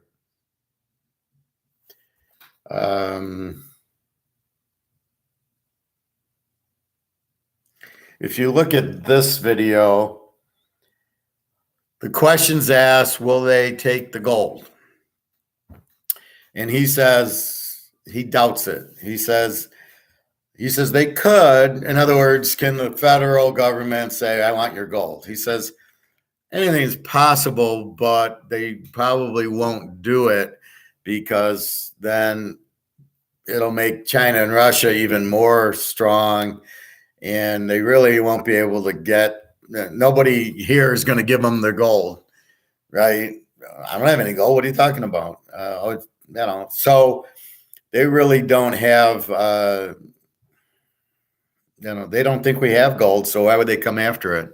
And if they do, it means gold's very useless or it's worth a lot, which would then make Russia, China worth even more. So they don't want to ever do that. So he says it's very, very unlikely. It's possible because they could do executive order, but the difference is in 1933, the money was backed by gold. There was a gold standard, and they needed more gold because they were printing money for the war, right? You had World War II. You needed more money, but you couldn't because you only had so much gold. Well, what they should have done was raise the value of the gold. They kept the value of the gold at $20, and so they couldn't print anymore. That's why they brought in more gold. And I don't know that I don't think they went to the people's houses. I think as people needed money because it was the Depression, and if you had gold, you could get $30 and feed your family, that you would take it to the bank or wherever they went, if there was a coin store, and they would trade it in, and then they would give the money to the government. I think that's how the government got it. I don't think they're coming to your house. There's 360 million people here. How the fuck are they going to come in? Whose house do they go to and everything? And, I just don't see that that's not my worry.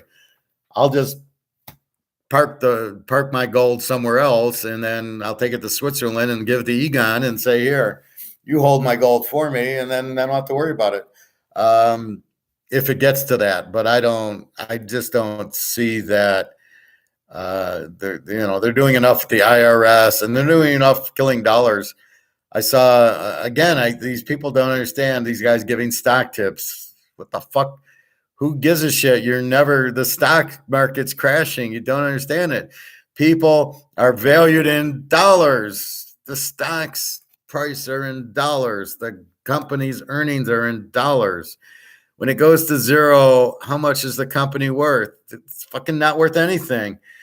Only the companies are smart enough to take their earnings and buy gold with it will survive. GM, they're going out. Chrysler can't sell a truck. Ford's losing billions of dollars because they went electric. What the fuck are they going to do? We're going to bail them out? We don't have any money to bail them out. They're just being stupid businesses. What the fuck you doing electric cars? Is there demand? You're making an electric car. Say's law. Is there demand for it? No. I mean, you're not selling any. Then I read, well, by 2027, they'll sell 1 million units. Yeah, how do you fucking know? 2020, oh, who's going to buy it? Then you got Egon saying, we can't live without fossil fuels. Egon said that in his thing. I think I said it. If you watch yesterday's video, I did I did Egon this morning, but I don't think I did the fossil fuel part. Maybe I'll do that tomorrow. I'll mark the ticket where they're at. But that's basically what's happening.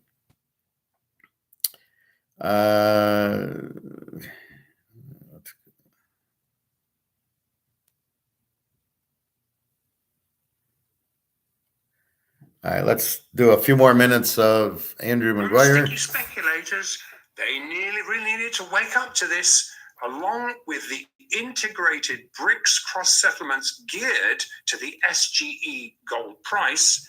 China is now able to fully NSFR compliant Hope you're enjoying gold priced at the PM fixes. That's what they're capitalizing on. Wow, Andrew, this is fascinating. Now, this is really a physical battle that's really gone global. We're talking gold and silver here, physical. And at the start of this episode, Andy, you mentioned a splinter group of speculators. Are these the non-sticky specs that you referred to in our very last episode there on May 3rd? Yep, bang on, Shane. This is one more bullish driver now facing the Fed. The adoption. Thank you, Kenzie. I think you're beautiful too. By a growing splinter group of speculators embracing gold as a first-year asset class alongside treasuries to hedge risk positions. Now, this noted split in the two categories of spec paper market traders, we covered this last time too, it further expanded into paper market selling over the last 2 weeks. Now, pushing back against the plain vanilla dollar to gold and silver algos. So in other words, we talked about these algos. It's simple fact is it's a current foreign exchange cross. You're long one side, you're short the other. So if you're long the dollar, you're short gold, etc. So these non-sticky specs, these are the guys that follow this. And so we've seen now a splinter group of commodity trading advisors increasingly using gold and silver futures to hedge risk, making them virtually impossible to rinse. This condition makes it far more difficult for officials to generate sufficient paper market sell ignition, currently limited to what can be auto-rinse from a much smaller group of the non-sticky spec inverse algorithms. Okay, Andy, and what about gold and silver? What are you seeing in the very short term here? Yeah, Shane, as can be evidenced, gold really held up quite well into the Fed-induced selling this week. And while the NSFR compliant silver market was able to be gained well over $2 lower, rinsing out speculators in the process, it's important to also understand that this selling also is incentivizing the naked short speculators, the momentum sellers, providing the house on the other side of this trade, the casino house, the LBMA, London trade that is, fuel to short cover into. They're taking the long side of those bets. So obviously when momentum, when the momentum herd are always wrong at both ends and right in the middle. But when they can turn pretty radically. So we're also talking about silver. Following we talked about this last time. We saw the very low ETF, SLV ETF short position. We reported that 2 weeks ago. The trust reported this time.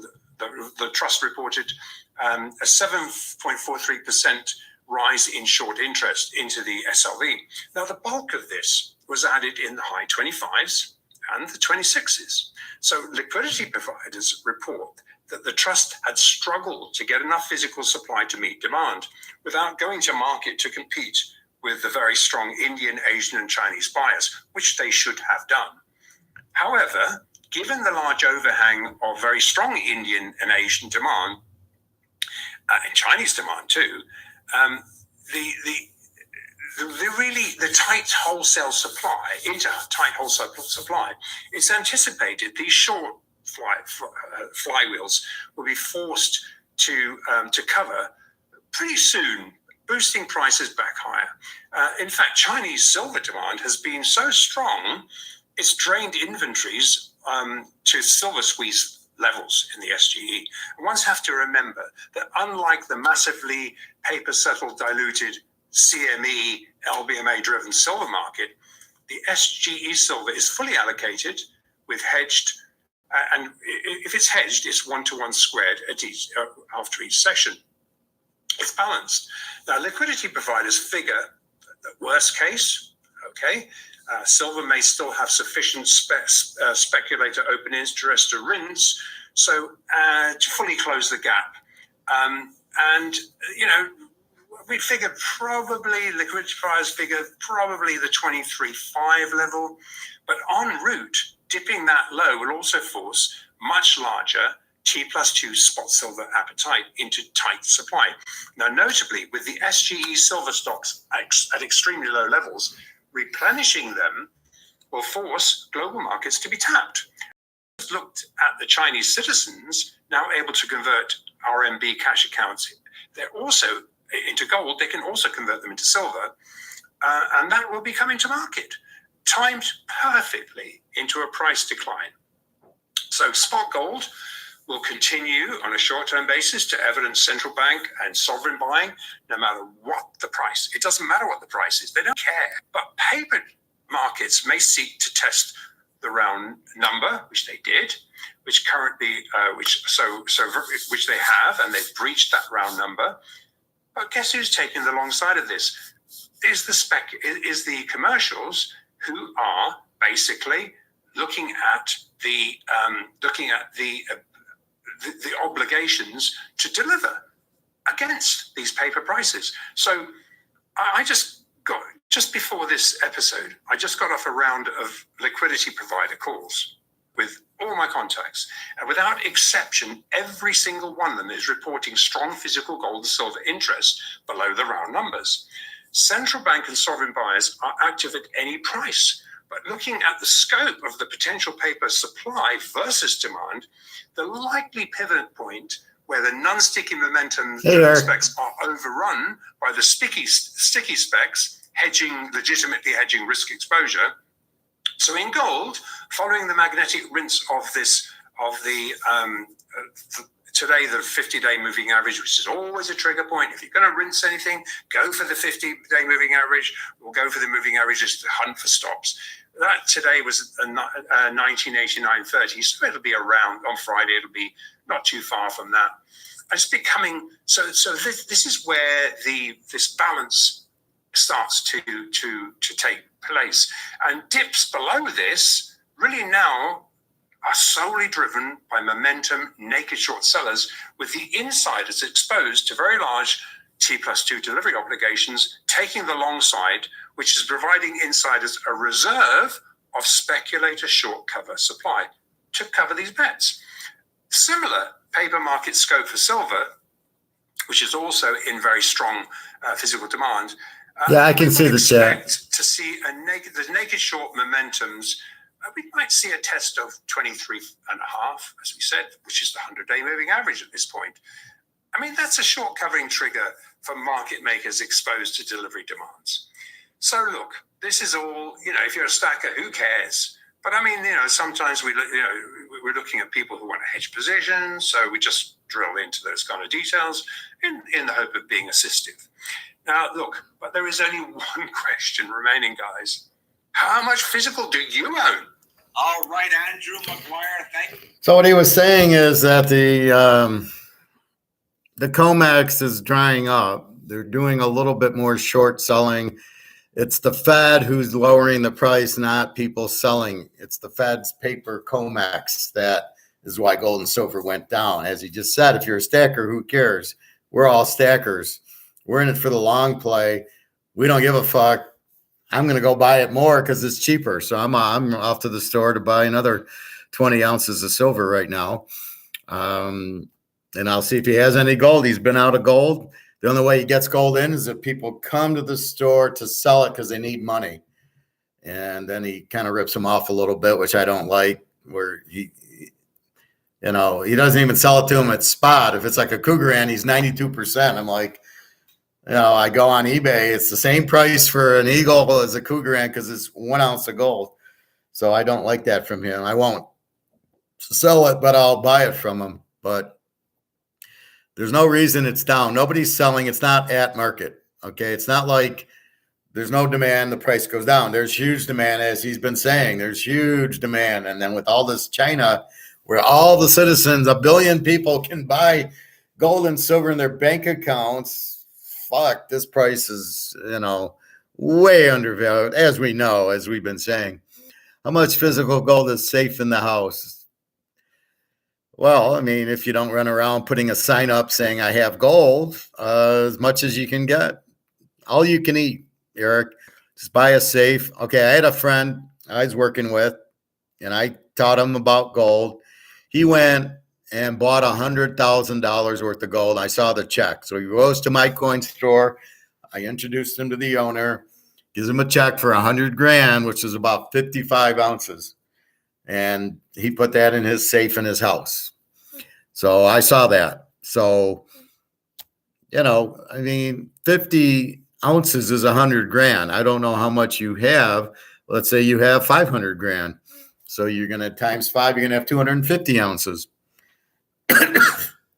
Maybe you leave 150 in the house and the other 100 you take to one of these storage places that only you have the key, like these TV shows where it's not, you don't want to be a safety deposit box. You don't want to be at a bank or any federal building because they will shut you down.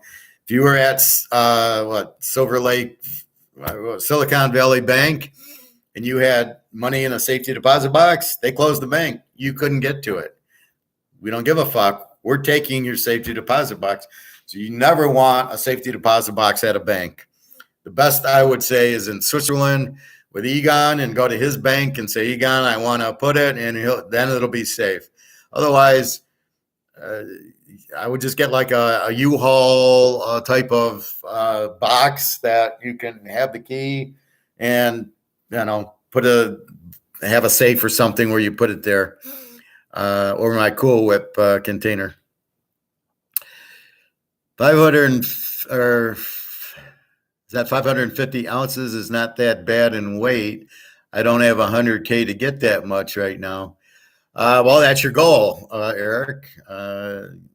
Get as much as you can, because you missed Andrew. He's saying it's 40,000 an ounce. It's where it's going. So, well, that's the silver. The gold was a little bit less. So, you have 55 ounces, or what is that? 55 ounces is not that bad in weight. I don't have 100K. No, well, that's the difference with gold and silver. I got a bag that I hold all my gold in my safe, right? So I got ounces, and then I got half ounces, quarter ounces, and tenth of an ounce. So I'm covered all over the place. And 50 ounces, so I put it in the bag, and I hold the bag. So I can easily travel, and I would probably I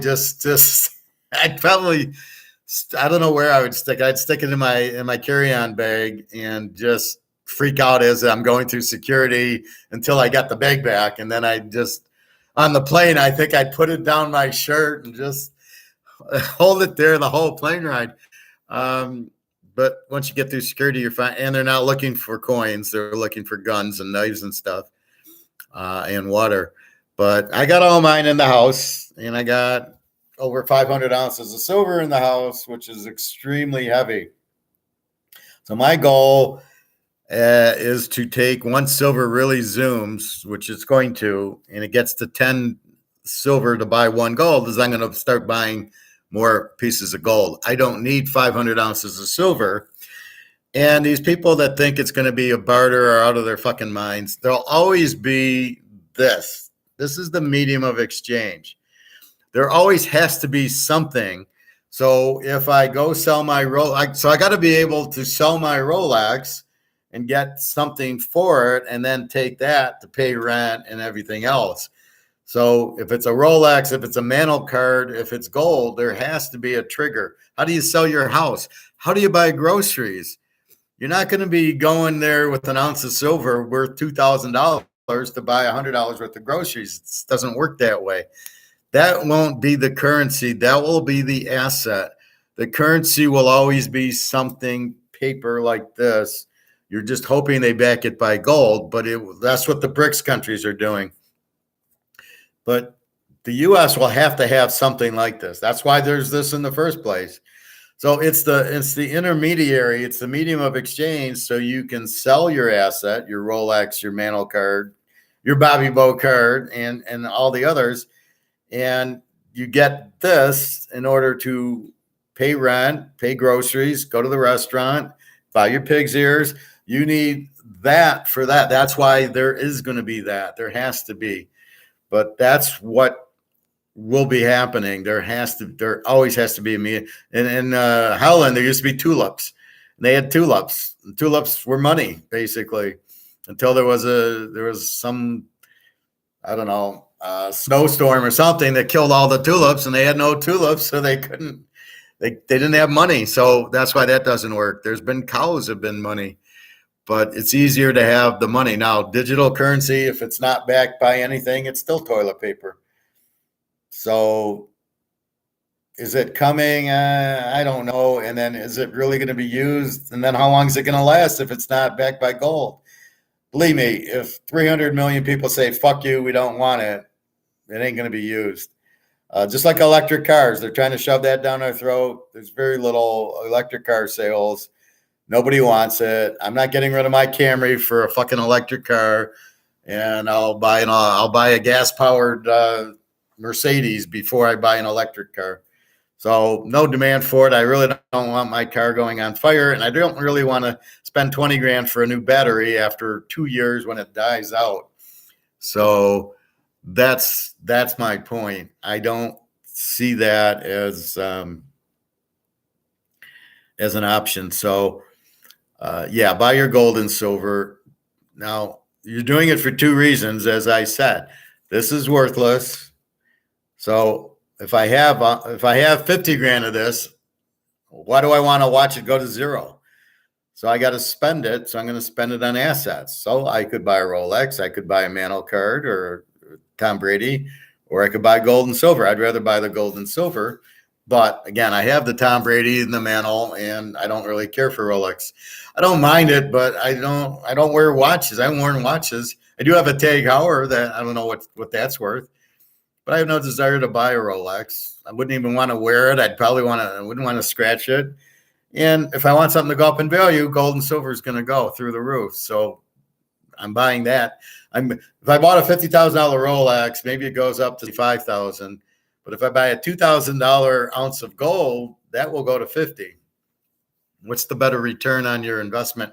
Neither of them have risk.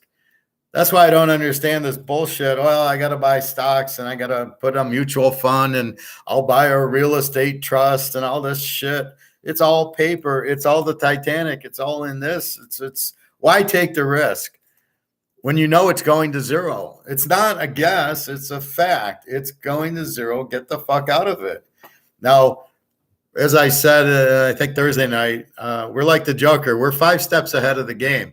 That's why you guys go, when's it going up? We're so far ahead of the game. That's the problem, right? But we don't want to wait till it's going up to then run and buy it. Like if you start buying it when it starts going to 5, 6, 10,000, you're fucked because you'll not find it and it's going to be very expensive for you.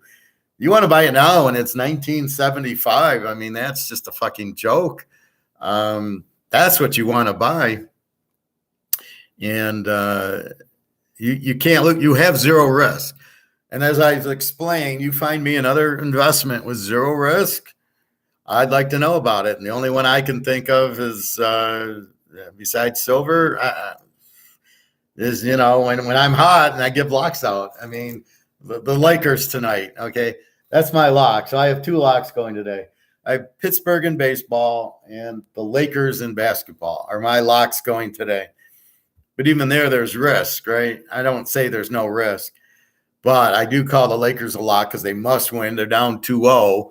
And as we saw against Golden State, when they needed to win, they got the win game 6, and they killed Steph Curry. And same thing with Denver. They lost to Phoenix games 3 and games 4. So I don't think Denver's this great team. And I think the Lakers at home with LeBron and as you guys say, the refs want the TV wants LeBron in at least 7 games here. So there's no way they're getting swept because of NBC or CBS saying, no. We need LeBron to stick around for 7 games. So with that said, there's no way they're losing. So that's a lock today, and they're only giving 5. Boston didn't play last night. They lose. They're down 2-0, but now they're at Miami. I don't know what to do with that one. And they're favored, laying 3. What the fuck is that? How can Boston lose the first 2 games and be laying 3 in game 3? Now, granted, their back was against the wall in game 2, and they didn't show up, which makes me really leery about taking Boston in game 3. When you don't show up at home in game 2, are you going to show up in Miami for game 3? And if you lose, you're down 3-0. And I don't know if they can win because that was the game to win was yesterday, and they lost. So I don't see Miami's getting points. I'm staying away from that. But that's it. I mean, so you can be in the stock market. Why is it going to collapse? Because all the foreign, Chinese, Europeans, Japanese, Hong Kong, all these people own stock in the U.S. stock market. And it's in U.S. dollars. And as the U.S. dollar is collapsing, and everybody knows it's collapsing because you keep printing it to death, and then the more you print, the less it's worth. So the fact it's not backed by anything, Russia and China have known this for years, that it's going to collapse, and they've been waiting. They don't want to interfere because they know that'll be war and there'll be nukes. So they just say, well, we'll let you fuck yourself over, which is what the Biden team's doing pretty well. And so did the Trump team and the Obama team and all the idiots who have been in charge. I swear this whole governmental thing it's a system that doesn't work because you get idiots in charge. You get corruption. You get people like Biden who take bribes from China. They got $30 million and now the U.S. is tanking and then China wins. This isn't supposed to be what government's about. Anyway, so you have all this shit. So therefore, it's not a secret that the dollar's collapsing and going to 0. So therefore, all these other people in these countries are going to sell the stocks. They're going to sell the bonds. They're going to get out of the banks, right? Look at Credit Suisse. Why did that go out? Because the king of Saudi Arabia pulled all his billions of dollars out before it went to 0, right? That's why it collapsed. So who was in there? It wasn't the Swiss. It was the king of Saudi Arabia. Well, who the fuck do you think's in the Americans? It's all these rich people who think the U.S. dollars is the safe haven, and they're finding out it isn't. So therefore, they're sitting there. They're getting the fuck out. So they're going to start pulling their money. That's why you got the bank collapses. Because if I had money in the U.S. and I see what's happening, I'm pulling my money. I'm going to buy gold, or I'll keep it in house. I'll buy a safe and put it in my refrigerator. I got to do something, right? So all these people are going to pull their money. Well, what do you think is going to happen to stocks when you have all selling and no buying? The price does go down, and that's what's going to happen. So if you think you're safe in stocks, you're not, because of all the foreign. If you think you're safe in the bank, you're not. If you think you're safe in dollars, you're not. So like I said, I read this article today about that the U.S. is still the reserve currency. It doesn't matter. They're missing the point. It's not that the U.S. is the reserve currency, because it's not. The only reserve currency is gold. That's it. Not any paper dollar, because all the paper is going to zero. So even if it is the reserve currency, it doesn't mean it's still going to zero, right? It's the best damn reserve. Is the Titanic can't sink.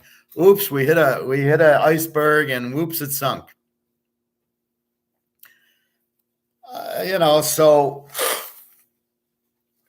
I really don't get who gives a fuck if it's the reserve currency or not. It doesn't matter. What matters is it doesn't have a value and it's going to zero. That's what matters with the dollar, is it's going to zero. So it can be the reserve currency. It doesn't matter. That's not going to save it from going to zero.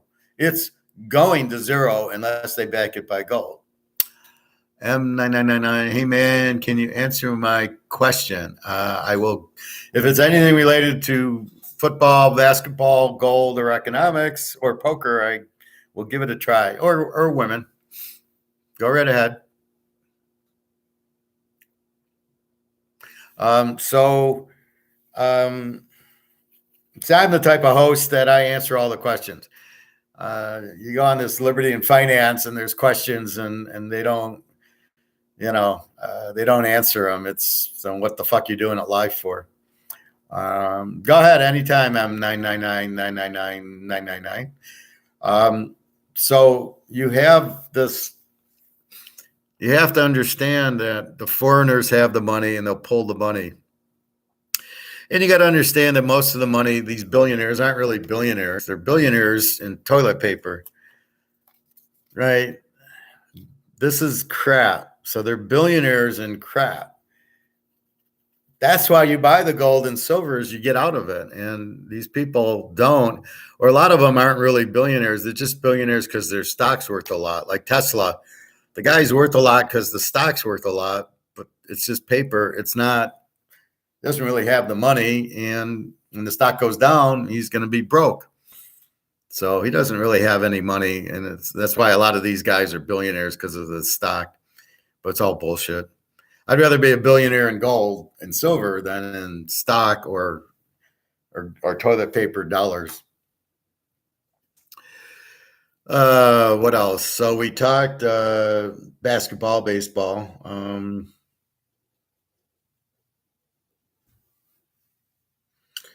What else?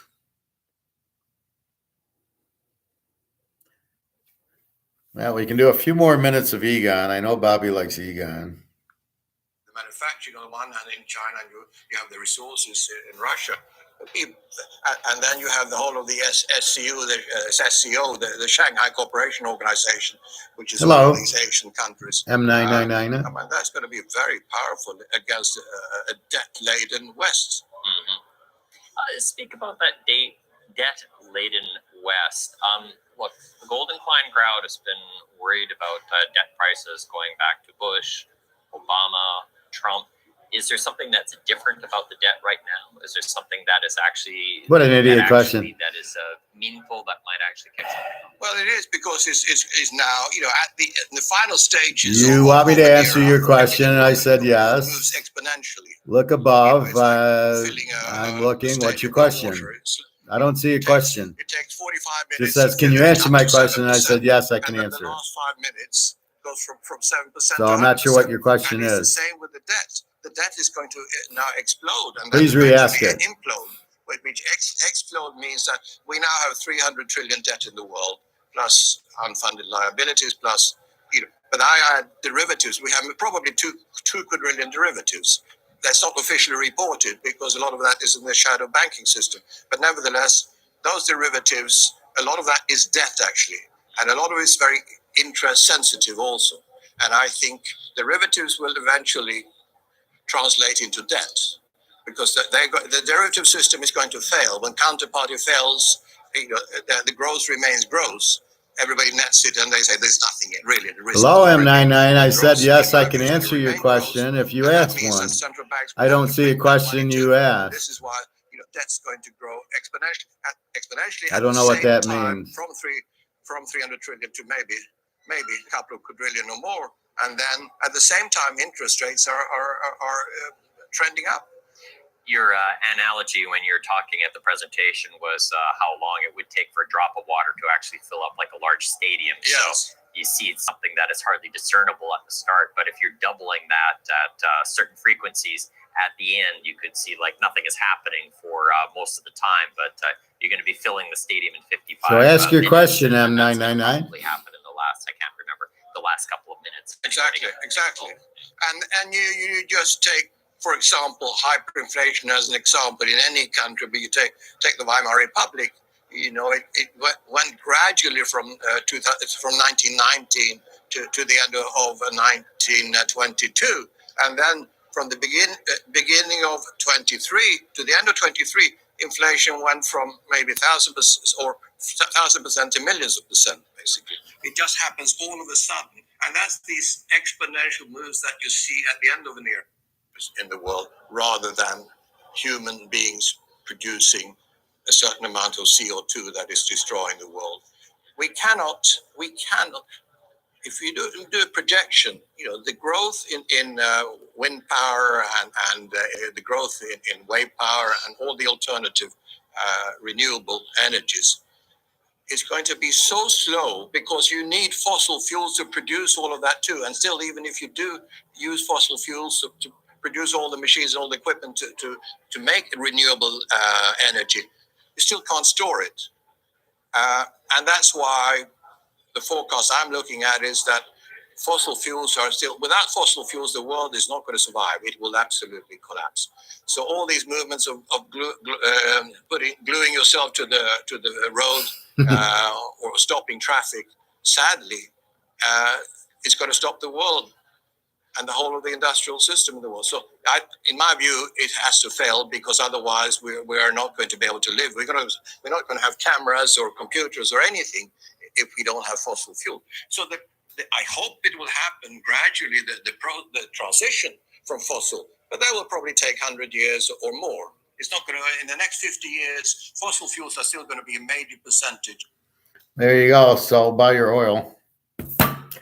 Okay, what do you want, M999? I don't know. What is a pink hand? What does that mean?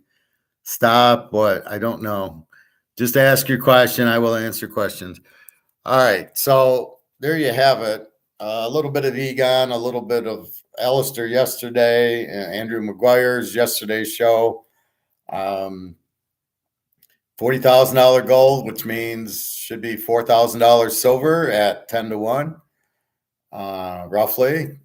Anyway, it's a whole lot better than the $27 an ounce silver I'm about to buy.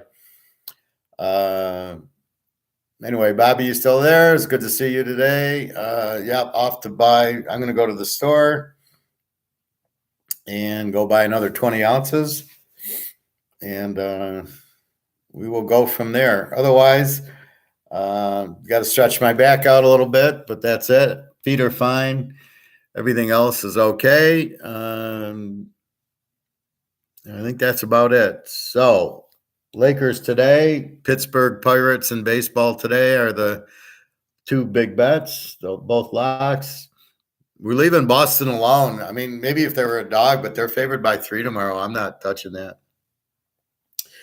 There's a time to bet and a time to watch, and there's a time to watch. Football, we're keeping an eye on everything. There's still a lot of free agents that need to sign.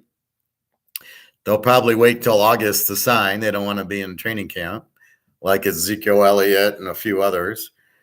And the Wars, I don't know where it's going, where it's heading. They shot down.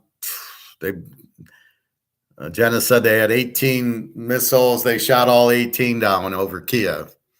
So as far as I know, I don't get the war. I mean, Russia, I don't know what the fuck they're doing. And the Ukraine's getting all this action from NATO and the U.S. China, I'm not sure which side they're on now. I guess they did something against Russia. I don't know.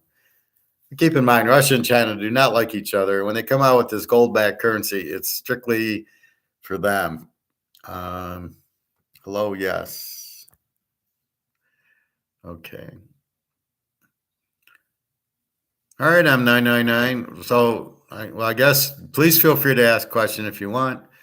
That's why I do a live show to answer that. You can go to www.teaserking.com. You can get my email.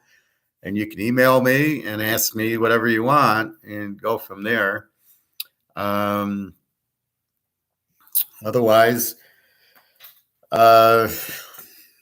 we will see. So I'm off to the pool in Chinese today. I might get a different Chinese dish. I don't know. I get General Chow every week, but I might get something else. Or sometimes I get 2 meals, and that lasts me for 3 days, having General Chow, and there's like a Szechuan chicken or something. Anyway, they don't make good ribs. They're like garlic. I don't like them. They're not. I'd rather get ribs somewhere else. Anyway, I think that's about it. So I'm off to the silver store or buy some silver, maybe gold if they have. 1/4 ounces I would buy, or 1/2 ounces. Sometimes they have the James Bond sovereigns there. And then to the pool. All right.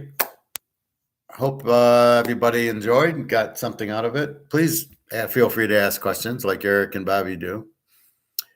So I got to drive the long way to get to the gold store. It's open till 3, so I got to get going.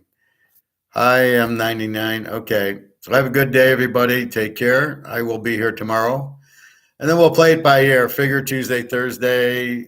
I'm not sure if it's going to be right after work or at night after swim. We'll have to see how I feel, how tired I am, and how tired my ass is from sitting all day. All right. Please feel free to ask questions and anything else. All right. Have a great day, everybody. Enjoy your weekend.